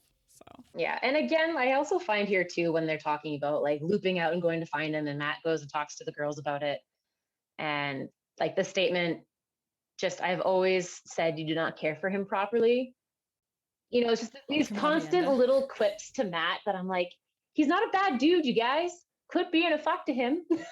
Like, this really kind of brings up my little like protective instinct about Matt, because he's just trying his best, and he constantly just gets disregarded as being a, you know, disgruntled, unthoughtful uncle who's a bad influence. Just kind of drives me nuts sometimes. But he thinks that about the whole rest of the band. Yeah. Who all look up to him. He doesn't realize he's the influence. Yeah. And like Matt's not necessarily the trying to be a father. He didn't mean to be a father. Like this sort of fell into his lap, and like he's doing his best, but he's like, I know what I'm doing. Well, especially this case, like it's Rizal who sent Olver off in the first place. Yeah, no, Olver gets to do whatever he wants to do as long as it doesn't directly contradict what the adults around him are saying. So he gets a lot of self-direction that makes him a hazard to himself and others. Well, and I would argue that this is what children should be like, right? Like Olver is a free-range kid, and the fact that we have all these helicopter parents these days, and we don't let kids just go wander around a city and tell them to come back by dark. That's exactly what Rizal says here too. Like you clip a kid's wings too far, and he's not going to grow into a man. Whatever her line is there, like it's completely correct. Yeah, we have a whole generation of millennials to prove it. Okay, elder millennial. Hey, I'm the first one to say I had helicopter parents. I mean, I don't relate to them, but yeah. No, I wasn't allowed to ride my bike across the street as a kid, right? Like all my friends were riding their bikes all over the place, and I wasn't allowed to go off my block. It pissed me off, you know. And it turned me into a reader and an introvert. My parents definitely sent me biking across town by myself. I was gonna say that's what did it. Somehow we were very similar, so I don't know. What I'm saying is the introversion. That's not the biking experience. No. Young Olver reminds me very much of my younger sister's son, Lopin said lugubriously. First of all, I love that he says things lugubriously. And second of all, I was like, Lopin, you got a bit of a family history I wasn't aware of. He has a name, he has a backstory. Yeah. Nephews he hasn't seen in a long time. And I love Lopin is actually kind of an interesting name because Sanderson has used it for some of his most entertaining. He's got a guy called Lopin, and it's just a really funny, entertaining character. He's the one-handed bridgeman, right? Yeah. Yeah. The one. Well, not anymore. Not always. But... Spoilers. Yeah. Yeah, I want this nephew to be something entertaining. It's not. It's just making him a more real, fleshed out person. Yeah. Right. He's got family. So now we kind of have the party splitting. Yeah. This is the dispersal. Keep them safe. I will. Nynaeve is my life. Honors truth. Like all of this. Yeah, it's very goodbyes. It's very like we don't know when we'll see each other again. Mm-hmm. And I mean, in fairness, it takes books for these characters to reunite in some cases. So. Right now, they assume it's going to be an hour. They're only going to be apart for an hour as they go out and look for Olver, and then scatter. Yeah, and Nynaeve's like, be careful because Stormy McStorm is going to come through, and they're like, okay, yeah, Nynaeve, now get out of here. We get a little insight into Lan. Nynaeve is my life, Lan said simply. And we know that especially since Moraine breaking the bond. Like, the only thing that he's found to keep him going is his love of Nynaeve. That's Egwene gave him a purpose, right? She gave him a goal, which is stay alive so you can protect Nynaeve. Yeah. And I mean, even before the bond was broken, I think he said something to the effect of like, if you die, I will not survive you long. Like that's from even before the bond got broken. Like that has tripled in intensity at this point. Do you know why she looks sad? Just because she looked very sad and then jaw set kind of determination? I mean, I think it's just like you want your lover to have more to live for than you. Right. Right? Like you want them to want to live. Have their own interests in life. Right. And then her jaw set to like make Lan have his own life and to be a good man and find something. Like, I'm going to dig you out of this pit. So help me God. Right. And realizing that, if anything did happen to me, he would be done for. Will you ride alone? That's a lot of responsibility to bear. Yeah. Right. To be the entire reason someone is around it's a lot. Nobody should have to be in that position, but she is. That's a different kind of codependency all in itself there. Yeah. Yeah. Yeah. And yeah, she's accepted it. She's like, and it's also a magical codependency, right? Like the whole breaking the bond and committing suicide thing is magical. Like we see that both with Aes Sedai's grief and Warder's drive to kill themselves. And like you can overcome it, maybe, but it's like a magical compulsion, right? In the same way that like Morghese still has compulsion to be in love with Ravine, Lan still has this compulsion to sacrifice himself for Moraine, even though he can't. The next thing I have is this line I've never understood. It had seemed years since rain last fell. Something tugged at his thoughts, something about the weather and Elayne, which made no sense. But he shrugged it off. What? I had that highlighted as well. The only thing I could think of was the previous chapter where Elayne actually is the one who grabs the bowl. And he sees her grab the bowl being like, I found it. That's like the only thing I can think of. But he knows about the bowl as a weather thing. Like, why should that tug at the back of his mind and he doesn't know why? Like, you know why. She does say in that chapter, too, that like she mentions that Nynaeve mentioned that the storm isn't a weather storm. It's something else. Like, Elayne specifically says that to him in the last chapter when they find, like, when he just, like, defeats the golem. That's the only thing I could think of because I thought about that for so long. Like, is that foreshadowing for her later on somehow getting the bowl with Nynaeve to go cleanse? Like, yeah. Yeah, it makes no sense to me given that it's phrased. It's like, oh yeah, the bowl of the wind is going to make rain happen again. Weather and Elayne, that's a thing. It's like, where else are Elayne and weather ever connected? Yeah. The only thing I could think of was that previous chapter, because she specifically says to him, like, Nynaeve's mentioned that the storm is going to break and it's not an actual, rain and lightning storm. Yeah. Well, I'm glad we're all confused. Yeah, this is somehow the lightning is centered around her, so... Chat, any ideas? Anyone? Yeah, I see several people are typing text. Like, come on, chat, do your job. What do we pay you for? Okay. So, in Watt Encyclopedia, in A Crown of Swords, Chapter 38, Elayne warned him of a coming storm that was not this wind. So, the Chapter 38 That was 6 stories, last chapter, yeah. So, that's just Elayne. Elayne must be warning him of that. Okay. That's what the wiki says. I could go with that. It's weak as hell, but, I mean, 3 of us in chat are coming up with that's the best we've got, so... I'm trying to find the quote because she specifically says that it's a storm's coming. Nynaeve said as a storm is coming, and it's not like a physical storm. Okay, one person is typing. Two people are typing. And right before that, as he turned to go, Nynaeve caught his sleeve. Remember the storm, Matt. It's going to break soon. I know it. You take care of yourself. Yeah. And while they're saying this too, like the Seanchan are at this moment even, because as soon as Matt gets out into the street, people are already talking about riots, and that is the attack. So, well, the riots are the events of the morning. The booms, some of it. Yeah. The thunder that comes through. Yeah. That's a good question. Are the riots... I think the riots are I all think based it's all based on the chaos in the Rahad. Really? Yeah. I think... Yeah. Yeah, I don't think the riots are at all Seanchan. Because as he's making his way through the streets, he keeps hearing about these riots. And when he gets to the harbor, there's already like over 24 ships that have been sunken and are on fire and sinking into the bay. So it makes me think that the Seanchan are attacking while he's on his search, like as soon as he gets out there. No, I think that their attack doesn't start until the booms. Oh, okay. Yeah, I agree. They're going for too much surprise and overwhelm to have there be skirmishes at the front. But I think that the events in the Rahad were massive.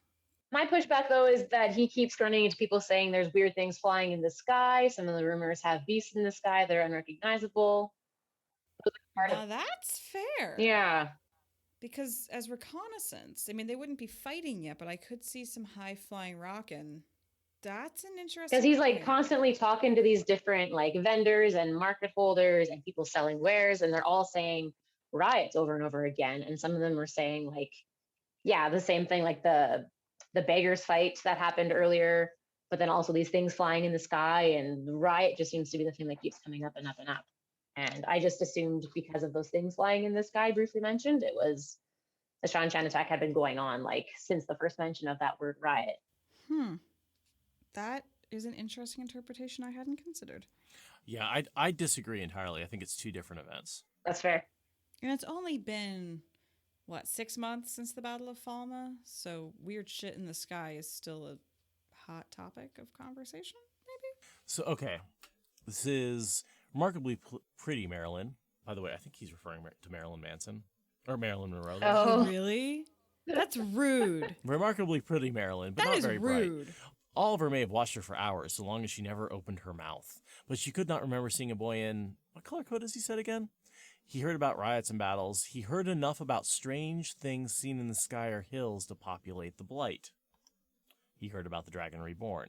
So this is early enough that maybe I can believe that there are Rockans scouting for the last couple of weeks. That they are seeing things in the sky.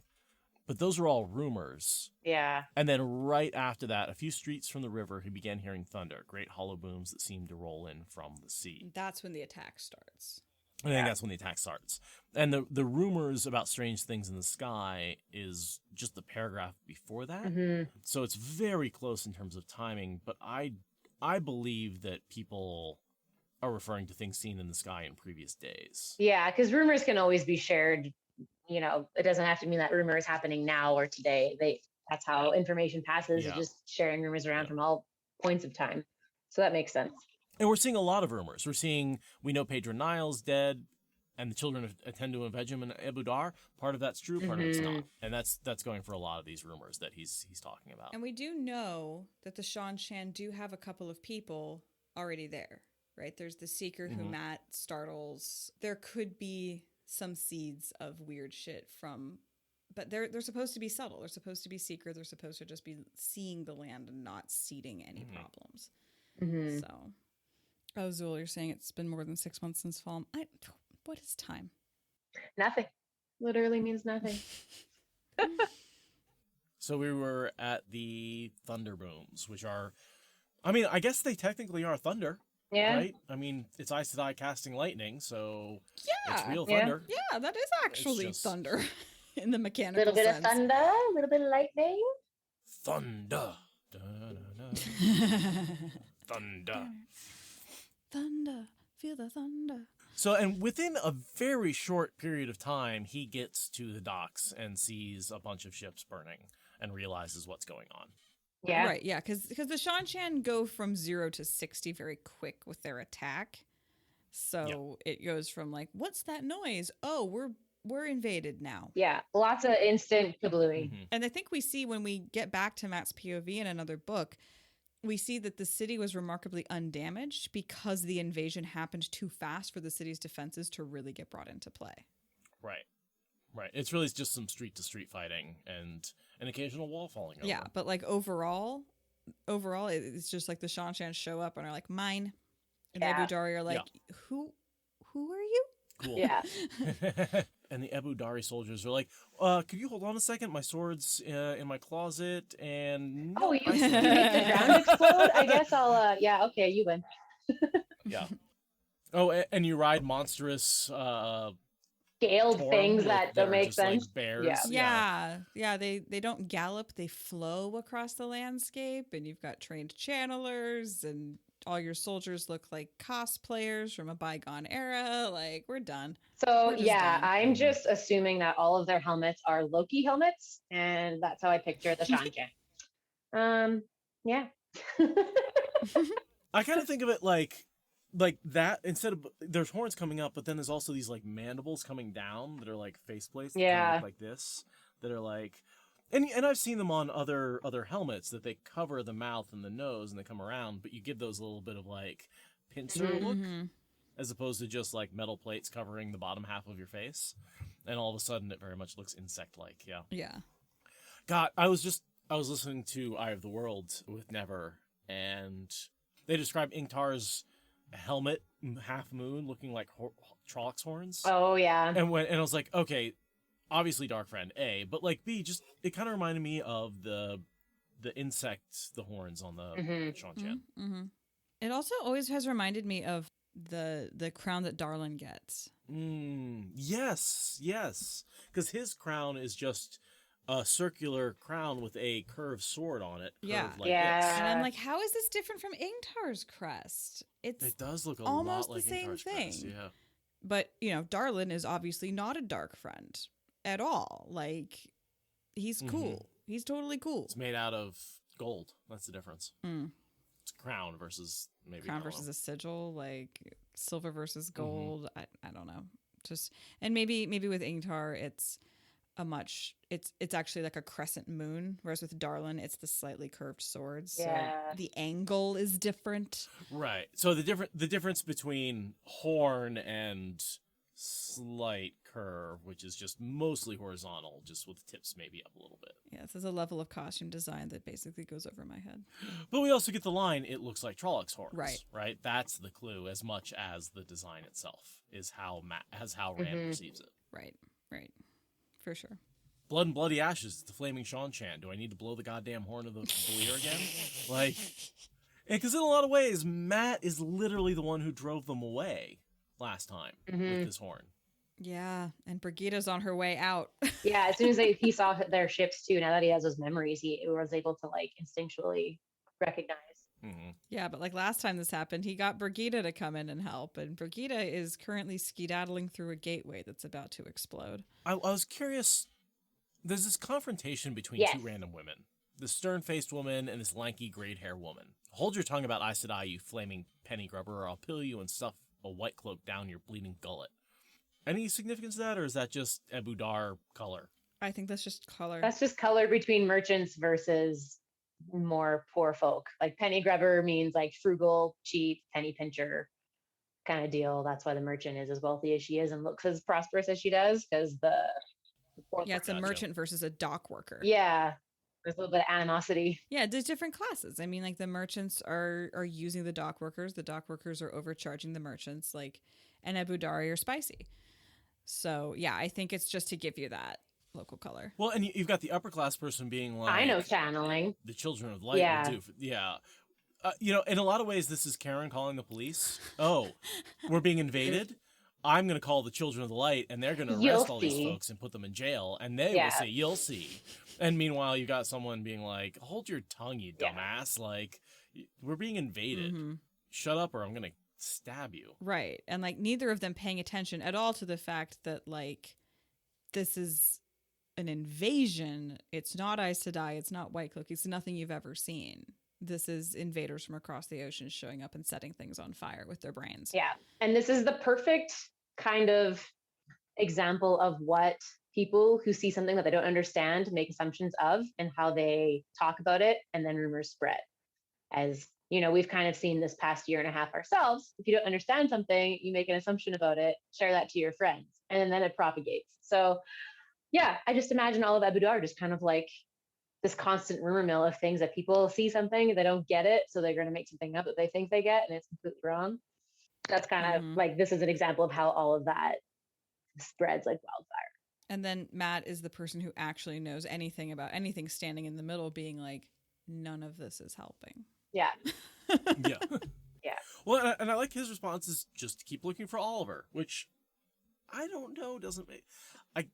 Going out to look for one boy in the middle of a city seems pointless. To me, that never made sense. I understand why they all have loyalty to him and want to have this kid be safe because they love him so much, but it never tactically made sense or logistically made sense. No. But this scene exists in every goddamn movie ever. Yeah. This is my least favorite scene in movies and shows, is when you're running around screaming at the top of your lungs in a fucking mob or a riot or a war, being like, this one person's gonna hear me, I'm gonna find them. And it's like, I get that Jordan used it. Let's all split up and find the person. If we split up, that'll work, right? Never works. Right, like I get that Jordan used it because everybody uses it, but it's also like, this is exactly as infuriating in this book as it is in every fucking movie. Where it's like, it's an earthquake, LA's falling into the ground, let's look for one person. Mm-hmm. I want to channel Codswain here. Stop your caterwauling. He's either dead or he can't hear you. Yes. Yeah. Shut up. Yes. And let's walk. But in fairness to Matt, just on the prior page, he was like, I feel responsible for people, and that makes me uncomfortable. This is the person he is most responsible for because he is a literal child who had no choice. Yeah. So his panicky, reluctant dad vibes are taking over and driving where his panic goes. And he's like, okay, everything's on fire. The only thing I can do is try to protect this kid. I need to find the kid. And he's just, his higher brain functions are completely short-circuited. And like he's mentioned numerous times already, like the Black Aja are out there, Mogedians out there, the other Forsaken are out there, the Golems out there. So he's just full protection, panic. Let's go find this child. Yeah, but it is tactically stupid. Like, Olver's going to be fine or he won't be. You running around trying to find him won't change anything. Yeah. And he said he'll be back by sunset. If he said he'll be back by sunset, I don't know. Yeah, and if the city gets invaded, you know what Olver's going to do is he's going to try to protect a smaller kid while the adults fight and then get back to the palace. Or I mean, like, trust in Olver to be smart enough to be like, oh, there's an invading army. He's going to run back home. I should leave where the army's invading, I guess. Yeah, he's going to find some 6-year-old that's lost and take them to the palace with him. Yeah. Instead, I'm going to stand around and watch a battle. That also is just like, there's a little bit of feeling like you're forcing Matt into this circumstance. Like, and that's what Matt does here is he stops at that alleyway to watch the Seanchan open that gaping maw out of the street and blow up those Ebou Dar soldiers. And it's like, he's only like, oh yeah, they're running, I guess I should run too. And that's when he gets, a little kablooied himself. He's letting them, he's panicking and he's letting the mob mentality get into his head. He's doing exactly to himself what he thought would happen to Olver, getting himself stuck in a situation that he shouldn't have put himself into. And it's understandable, but it's also like, come on, Matt, you're supposed to be better than this. Yeah. So what I imagine is the battle commander in him kind of takes over and is like, ooh, what's going on here? Like, let me see there's how a little this bit of that go. just like, like there's, I think there's a little bit of professional curiosity that may take him out of the moment and take him away from realizing, oh, I am actually in danger here. It's like, I want to see how this game is played out. Especially because he knows, that the Ebou Dar don't have any experience with the Seanchan. They don't know what or who they are yet either. So he even says like, bloody fools, not like that. That's so damn will. And then, Earth explodes. Boom. Well, and the last time he encountered the Seanchan, he didn't have his memories and his battle memories. So now all of a sudden he's seeing them through a very new perspective. It's like going back and rereading the Wheel of Time. You see it from a whole new perspective, and you have a whole new set of favorites, and like he's seeing the battle tactics and how the channeling is applied and how the creatures are used, and all of that's coming together in his head in a way that he's never really had a chance to think about or remember before. Absolutely. You can actually see how these pieces all work against and with each other. And I like that. Not like that. Matt muttered. He's not shouting. He's just like, I imagine someone watching a really intense chess game. Yeah. Like, oh, Yeah. not like that. You moved your piece. Yeah, like that. Except this chess game involves explosions. Yeah. But yeah, it's like he unconsciously pauses to see how they're gonna do, and is just like immediately editorializing, like, oh, I wish you weren't doing that. Yeah, it's funny how distractible he is. Even in the middle of being panicky and afraid, he's also like, but wait, I need to take some notes and also offer a critique. Yeah. There's literally people raging around him, running away all sorts of places, and he's just like, oh, what's up? Yeah. And he does say he's keeping as close to the walls as possible. I'm guessing that's just to prevent, so he can flee, not get caught up in the mob that's fleeing. Yeah, and not be as noticed, because he is wearing a green coat that makes him look like one of the Ebou Dar soldiers. Hoping he doesn't get discovered and thought of as one of them. Yeah, I think if I was in his position, I would stay huddled in that alleyway. The whole concept of I'm going to run down the street not suspiciously is like, are you though? Yeah. I gotta wonder though, if he had been closer, would it have gone even worse? Yeah. Right, because he is running away for a while before the explosion happens again. That's true. So, I mean, he looked back down the alley, showing dust and rubble piled at least a story high where he used to be. Yeah, no, that's true. To me, that makes me think, that he would have been buried under even more rubble if he'd stayed where he was. And he had just watched the one wall of the inn across the street fall, exposing all the rooms. So just imagine like a hotel across the street from you having one side of it just implode, like a Barbie doll house. All the rooms available. It's true. Yeah. The urge to hold still would be very difficult to have. Get away. And I think I'm just going to read us out with that. This is goodbye to Matt. This is one of the most iconic lines. What happened to my bloody luck? Yeah. So, yeah. Take it away. Running, Matt realized, seemed a particularly fine idea right then. A glance back down the alley showed dust and rubble piled at least a story high. He darted down the street ahead of the fleeing Ebou Dar, keeping as close to the walls as possible, hoping none of the Seanchan would think he was one of Tylin's soldiers. He should have never worn a green coat. The Soldam apparently was not satisfied. The fox head went cool again, and from behind another roar hammered him to the pavement that jumped up to meet him. Through the ringing in his ears, he heard masonry groan. Above him, the white-plastered brick wall began leaning outward. "What happened to my bloody luck?" he shouted. He had time for that, and just time to realize, as brick and timbers came crashing down on him, that the dice in his head had just stopped dead. Bye. Bye. This is also an example of the amulet not protecting him from channeling. Yeah, not from the effects of channeling. Yep, through indirect effects. Yep. And then he gets trapped in a triangle of life in the rubble until he gets dug out. We get nothing about that. No, we don't see who gets him. We don't see how he crawls out or gets help to get freed out. All we see is him in the palace the next time we see him. Yeah, being like, oh, I'm recovering from that. That was an inconvenience. We learned that he spent about a month pretty much bedridden. Yeah. And that his hip gets broken. Yeah. But do you think maybe Tylin's soldiers pulled him out and got him back to the palace because he looked like he was a soldier with the green coat? Maybe they triaged him with the rest of the soldiers? Probably. Could be. Was he pulled out by the Seanchan? Was he just how long did he lay under the rubble, right? We've all seen buildings collapse lately, and there's all sorts of problems around the city. How long did it take them to get to him? Yeah. What happened to Olver? Yeah. We don't know. Yeah. So there's a big gap here, which is, it's a little bit like a time.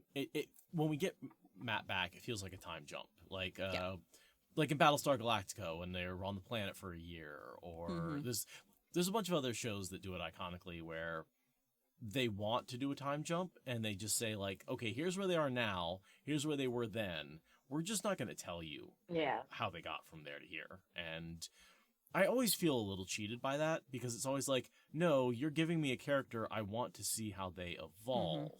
Especially with the amount of description that he gives every single other thing in the series. He could have, thrown in a couple sentences about, hey, he managed to regain himself by getting saved by the Ebou Dar soldiers when they were out fixing the city and helping civilians. Right. Anything. Yeah. No, I do remember when I finally got Red Winter's Heart, and I remember reading Matt's POV being like, that's it. We're not going to find out. Like, surely we're going to have a flashback or a reflection or a comment. Nothing. Just an ache in his hip. That's it. That is Just the an entire... And the comment that Tylin barely waited for his wounds to heal before pouncing on him. That's not the character development we deserved. No. Mm-mm. Especially when he isn't in a whole book. Yeah. Like, at least with Perrin, we're like, okay, honeymoon. Right. We get the sense of the things that have been happening. And yeah, with Matt, it's just like, and snap back. He was unconscious and not having development or relationship growth or anything. He's just kind of looped back into his Tylin nightmare. Yeah.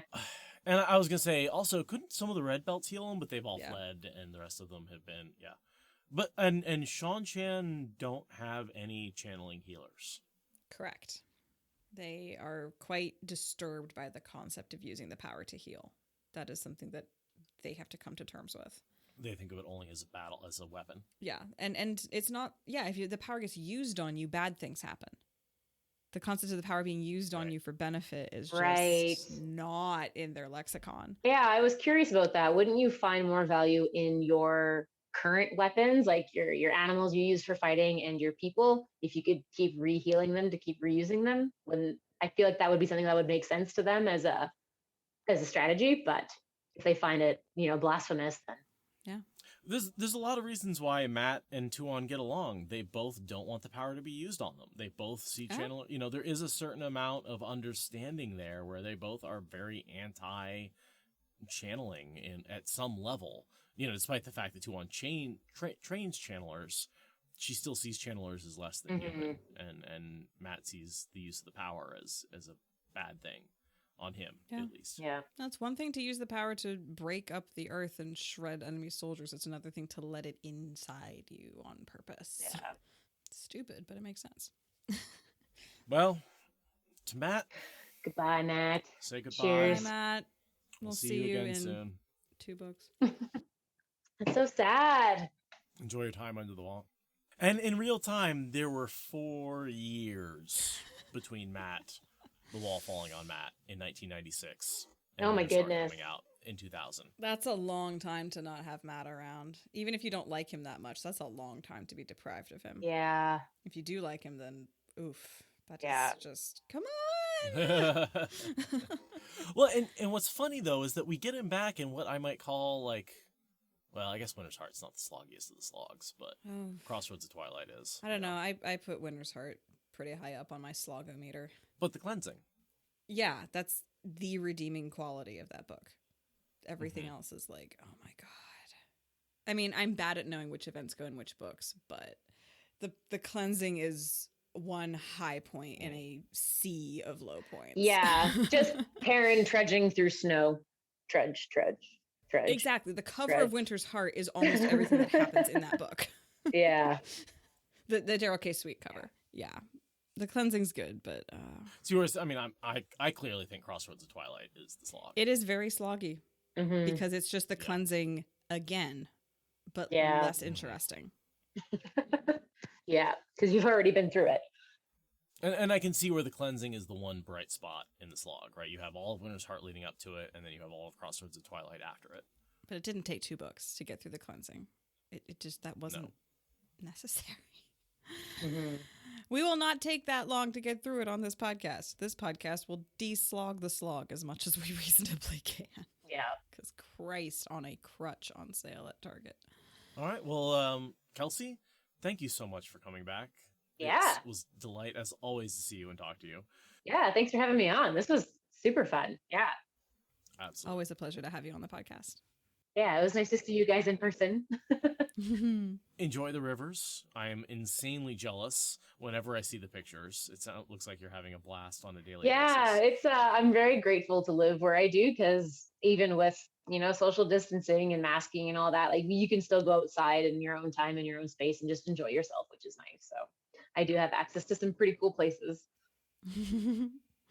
Definitely going to come visit you eventually. Yeah, heck yeah. On my list. And we will be back on Thursday for a Just Me and Aradia chapter, for the penultimate chapter, before the finale with Jason Denzel from Dragonmount. In exactly 1 week. Ooh, that's going to be awesome. Oh, man. Sweet. Yeah. That's so exciting. I'm so stoked for you guys. My gosh. I can't believe this was even chapter 39. Like, it's still super surreal to me. That's, yeah. That we're coming to the end. Yeah. No, I mean, to me too. The fact that we're more than halfway through the series. We're coming up on, episode 400, where this book, especially because it had fewer chapters, felt like, and because we knocked it the fuck out. Like, me and Aradia didn't miss. Like, you and I, we scheduled this recording like 3 months ago, or however long it was, and we've just kept it scheduled. And that's not usually something we're able to do. And so usually it takes us much longer to get through a book, both because there's more chapters and we miss weeks. Yeah. Not this one. Not this one. So.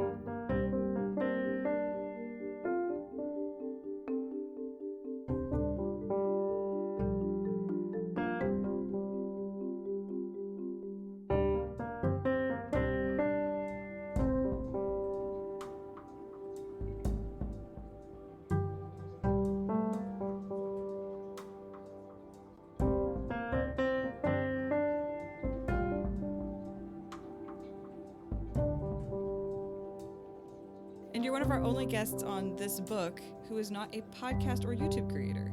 Unique category. Yeah. So I'm feeling a little bit intimidated. Well, and Aradia said, "Oh, Kelsey's not a content creator." I was like, "Well, have you seen her Instagram? Like the content on there, because you, the Kelsey's Adventure Caravan is a business you run, and you're out there. I mean, you can tell me more about it, but the images you post on Instagram are my favorite Instagram account that I've subscribed to by far." It's true. It's pretty and exciting. Oh, well, thank you.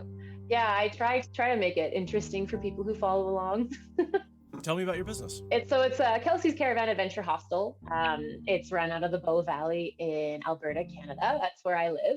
And I basically am just starting off doing guided adventures for beginners and families kind of local to the area. So rafting trips, canoe trips, hiking, and, all kinds of different beginner activities for families and people of all abilities. So yeah, I'm just kind of going into building my first tiny home, because the adventure hostel aspect of it is going to include tiny homes decked out as self-sustaining, eco-friendly hostels, essentially. So bunking like 4 to 6 people per tiny home, all running off of wind and solar and, renewable, sustainable resources, all that kind of stuff. So yeah, a whole bunch of things going on. Oh, man. That's amazing. I've been watching is it your first build go up on Instagram right now? Yeah. So yeah. It looks fantastic. I'm like, it looks really cool. There's some skill going into that too. It's not just like, I've seen some tiny homes where I'm like, you don't know what you're doing. Pallets and tarps don't count. Yeah. Right. That's not the case here. You are putting together something that looks absolutely amazing and super comfortable. Yeah, I'm using a contractor company outside of Edmonton, Fritz Tiny Homes, and they're doing the entire like envelope shell build for me. So like putting in the guts of the tiny home, the gas lines, the water, sewage, the electrical wiring, all that important insulation and stuff. They're doing all of that properly. And then I basically take it over and do the lipstick of the tiny homes. So I get to make my countertops, the shelving, Nice. the tables, put in my bedding and decoration and all that stuff myself. So yeah, the important things are taken care of by professionals, and I get to do the pretty work. So yeah. That sounds like the best bargain of both worlds.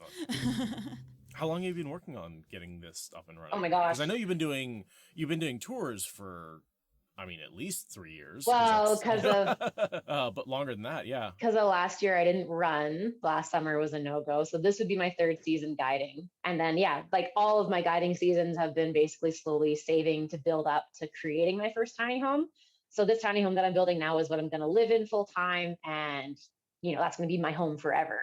So hopefully by this time next year, I'll have kind of started renting it out a little bit for people to try, test it out, see what they think, like get some feedback about the whole tiny home hostel experience. And then hopefully also have purchased my own property instead of leasing property, and then just kind of keep the ball rolling by next year.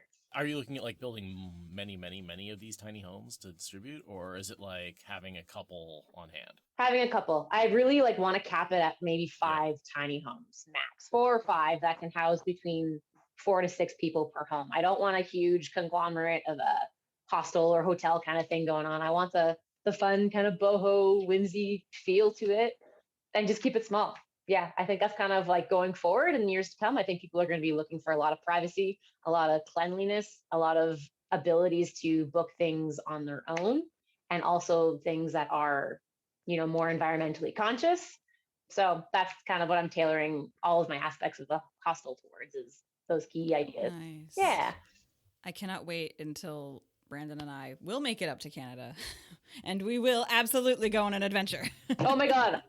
Yes. And I just want to do like a Watt Spoilers retreat at my tiny home hostel and have like a northern spoiler con. I think it'd be freaking, oh my God. Oh my God, that would be so amazing. Maple syrup everywhere. Yeah.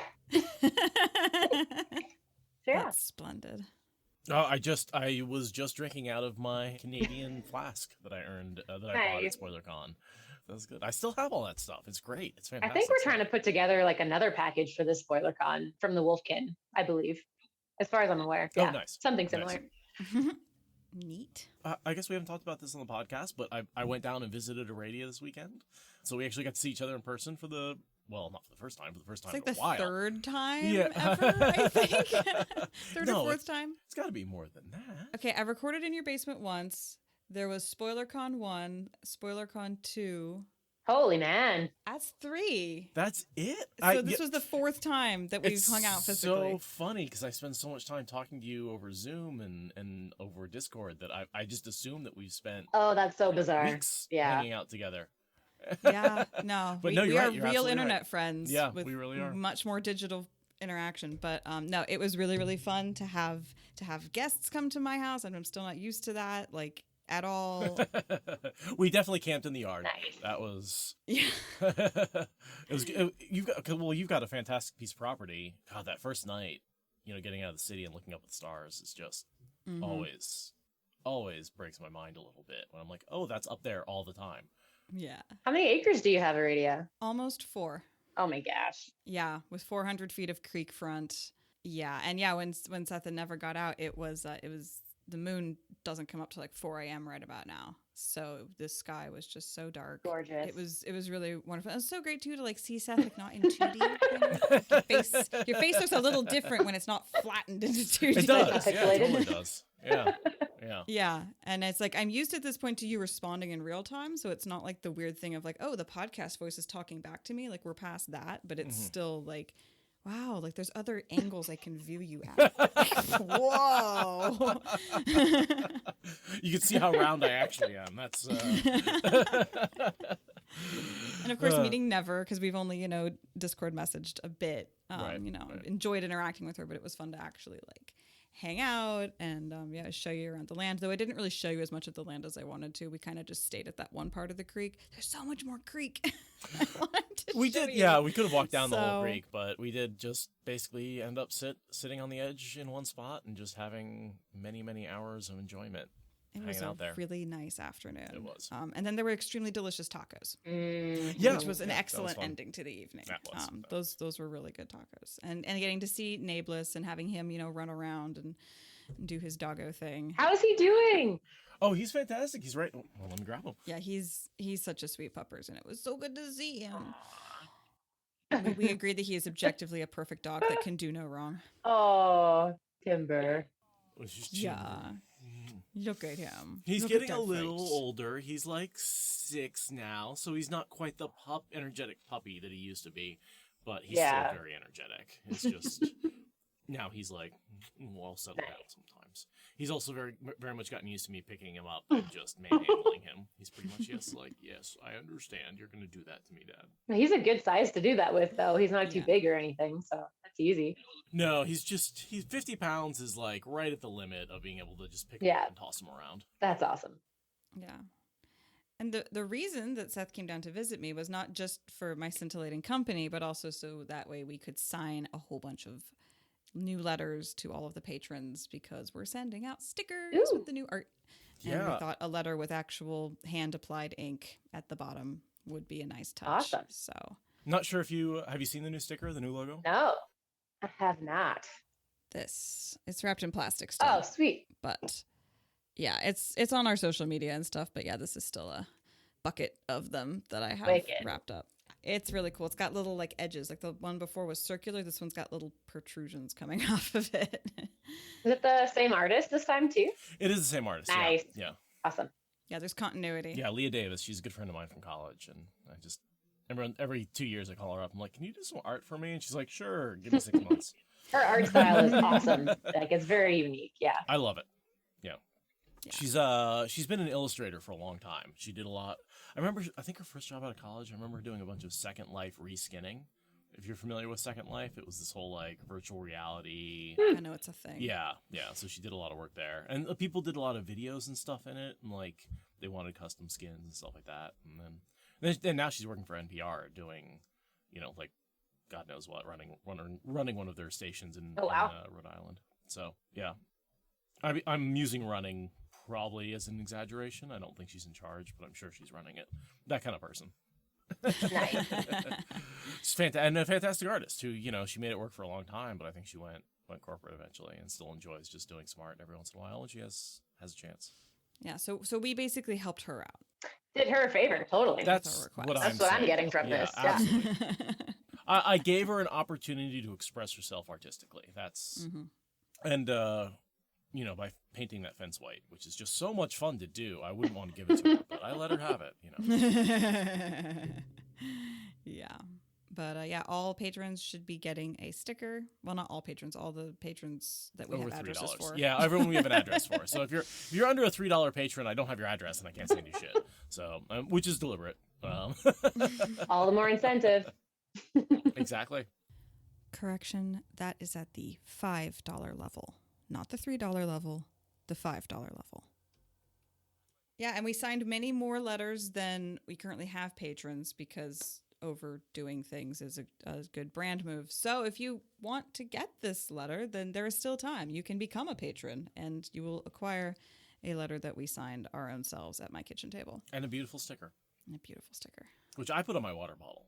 I'm going to once I've cleaned the surface of my water bottle. Right now I'm like, if I put the sticker on now, it won't last and then it will be sad and ugly and I don't. Yeah, I have your old sticker on the back of my phone. It's been on this phone case for a couple years now. Lives there. But yeah, it's the same, kind of sticker, same size, company, same everything. It's just new art. And it's got my name on it, which makes me feel really special. It does. and it's also more based around the cleansing sort of, whereas the first one was Ruidion, and the first sort of chunk of the series is really based around Ruidion and the visions. I feel like the second half is really based around the vision and the crossing the streams and Shadow Logoth. And then it's the end, which is the last battle. And you guys are freaking almost there. I can't believe we're at the end of this book. Basically halfway. Crazy. I know. Yeah, that's baffling to me. I joined the Discord when you'd released your 80th episode, I think. And it's just how has it already been this much time? It's crazy. It's insane. It's been 300 episodes since then. Yeah, 300 since. That's wild. Because this will be episode 384. Man. Yeah. 384. It's kind of wild. 400 is feeling close. Really freaking impressive. That's a lot of episodes. I mean, it's conceptually, you're oh, there's when you start out and you're doing a chapter per episode or thereabout, you're it's 700, 800 chapters. Well, that's an insane amount. I mean, we'll do some, but now I'm oh, yeah, I'm halfway there. More than. And that's a bit of a crazy place to be. As I turn 40, and I'm more than halfway through that as well. Halfway through life, halfway through Wheel of Time. It's midlife crisis, mid-series crisis. It all ties together. Exactly. Where's my red sports car, or at least rockin'? Some fast horse I can ride around or something. Yeah, it's definitely time for my midlife crisis. Treat yourself. Treat myself. I cut my own hair and I don't have a good mirror to create the double mirror thing. So I'm holding a little makeup mirror in one hand and the electric buzzer in the other. And I'm pretty sure that I'm staving off Alzheimer's really hard every time I do that. Because the amount of reverse brain plasticity and I'm using my non-dominant hand and it's just this is probably good for my brain, but oh my God, it hurts. I need tools. I need better tools. There's got to be a simpler way. Your haircut looks fantastic. Did you just cut it recently? My hair is very simple. Yeah, I mean, I've been trimming it like to be this for a while, but like I'm kind of going for the like Ragnar haircut from Vikings, even though it's completely ahistorical because it's really low maintenance and cool in this hot weather. I've been maintaining my own haircut as well. Actually, it's a lot of dexterity. I don't want to ruin it by cutting anything too short. The product looks great in your hair, Seth. Yeah. I appreciate that. Yeah, I appreciate that. Yeah. I'm bald, in case you hadn't shaved my head. But the cool thing about the fact that I've been doing this and doing undercuts of myself for so long is that the other day my mom presented me with an absolutely atrocious mullet that she's been growing and was like, "Can you fix this?" I was like, "Yes." And I don't even have to do it backwards. I can work on someone else's head. It's so simple. I'm not a hairdresser, but like doing it backwards so many times is like, oh yeah, I can do it frontwards. No problem. Well, it's so liberating to chop your hair off too. This February, I just found a YouTube video and I'm like, gone. My hair used to be down like to the midway of my back. And then I just like chopped it right underneath my ears. It's the best feeling in the world. Like nothing, I don't know. I feel like if you have long hair, you can kind of relate to like having that refreshed kind of rebirth moment of having short hair. Oh yeah. And then you feel like your head's floating like from the back. It's not being pulled down so hard. Yeah. When I went from waist length to like a bob kind of thing, it was just like, I mean, I've done it before in my life, but that was the most hair I've ever gotten rid of. Such a great feeling. Yeah. It's amazing. Kelsey, looks like you're growing it back out again though. Yeah, I trimmed it again like in April. My hair grows like a weed. So I'd like to chop it off again before fall really kicks in. Cause it was like kind of right under my earlobe almost. And it's so easy. Like I have my hair up in a ponytail under a hat or like under a helmet all the time. So I don't need, it's just easier to maintain and brush. Brushing takes no time. I'm also really lazy. So it helps with that too. It's a huge part of why my hair is so short. It's just like, I don't even have to brush it. I just make it into Mad Professor hair and it looks fine. I actually I had bought all of the Jordan books on Audible, but I just had 3 credits unused, so I went ahead and bought the 3 Sanderson books that I had picked up on Audible. Nice. So I now have 14. I don't have New Spring, but I have all 14 books purchased on Audible. So I almost have them all in hardback. I'm getting there. Ugh, I'm not even. I had an ex-boyfriend of mine in high school. At that time, I think the last book that was out was maybe Path of Daggers, and he bought me all of the hard covers that were out off of Amazon as a birthday present for me. And I just, Oh wow, that's a good birthday. That's a good boyfriend. He's very spoiled. So I've been like slowly building on that collection throughout the years. Yeah. That's great. That would be Watt spoiled, not Watt spoiled. Very Watt spoiled. Yeah, I have no hardbacks except for New Spring. I have New Spring as a hardback, but everything else I have is just mass market paperback because they're the ones I'm annotating for the podcast. Yeah. So, actually, that's not true. I have some in hardback because I've been buying them for a friend who's on her first read, and I'm just buying whatever's cheapest. Yeah. Because I'm just like, here, take it. That is hardback. Like, so I'm pretty sure I actually do have some hardbacks, but they're just on loan that I don't think of myself as having them. She's on book 10 right now, I think. My Memory of Light is a hardback and it's signed by Sanderson. So great. To the Watt Spoilers podcast, actually. That's I think I remember you like posting that you were in the lineup for that signing because you came to Portland however many millennia ago that feels like. 2 years ago. Yeah. God, and the picture of me standing next to him, you can zoom in and just like, first of all, I'm bright red because I'm just so embarrassed. Like literally like beet red compared to everything else around me. And if you zoom in, you can see just the sweat on my face. Because I was just so I don't know why I got a case of the nerves. Just starstruck. Yeah, just totally starstruck. And I've talked to him a few times since then. At Jordan Con, I saw him, and I didn't get in line to do a signing because I was like, I don't. There's lots of other people. But I didn't have any problem then. I was like, oh, hey, but it's funny that I had the first time meeting him, I had just a very visceral reaction. Minds are weird. Thank you for listening to the Wheel of Time Spoilers podcast. Rate us in the Apple Podcast app or support us on Patreon. Is that good enough?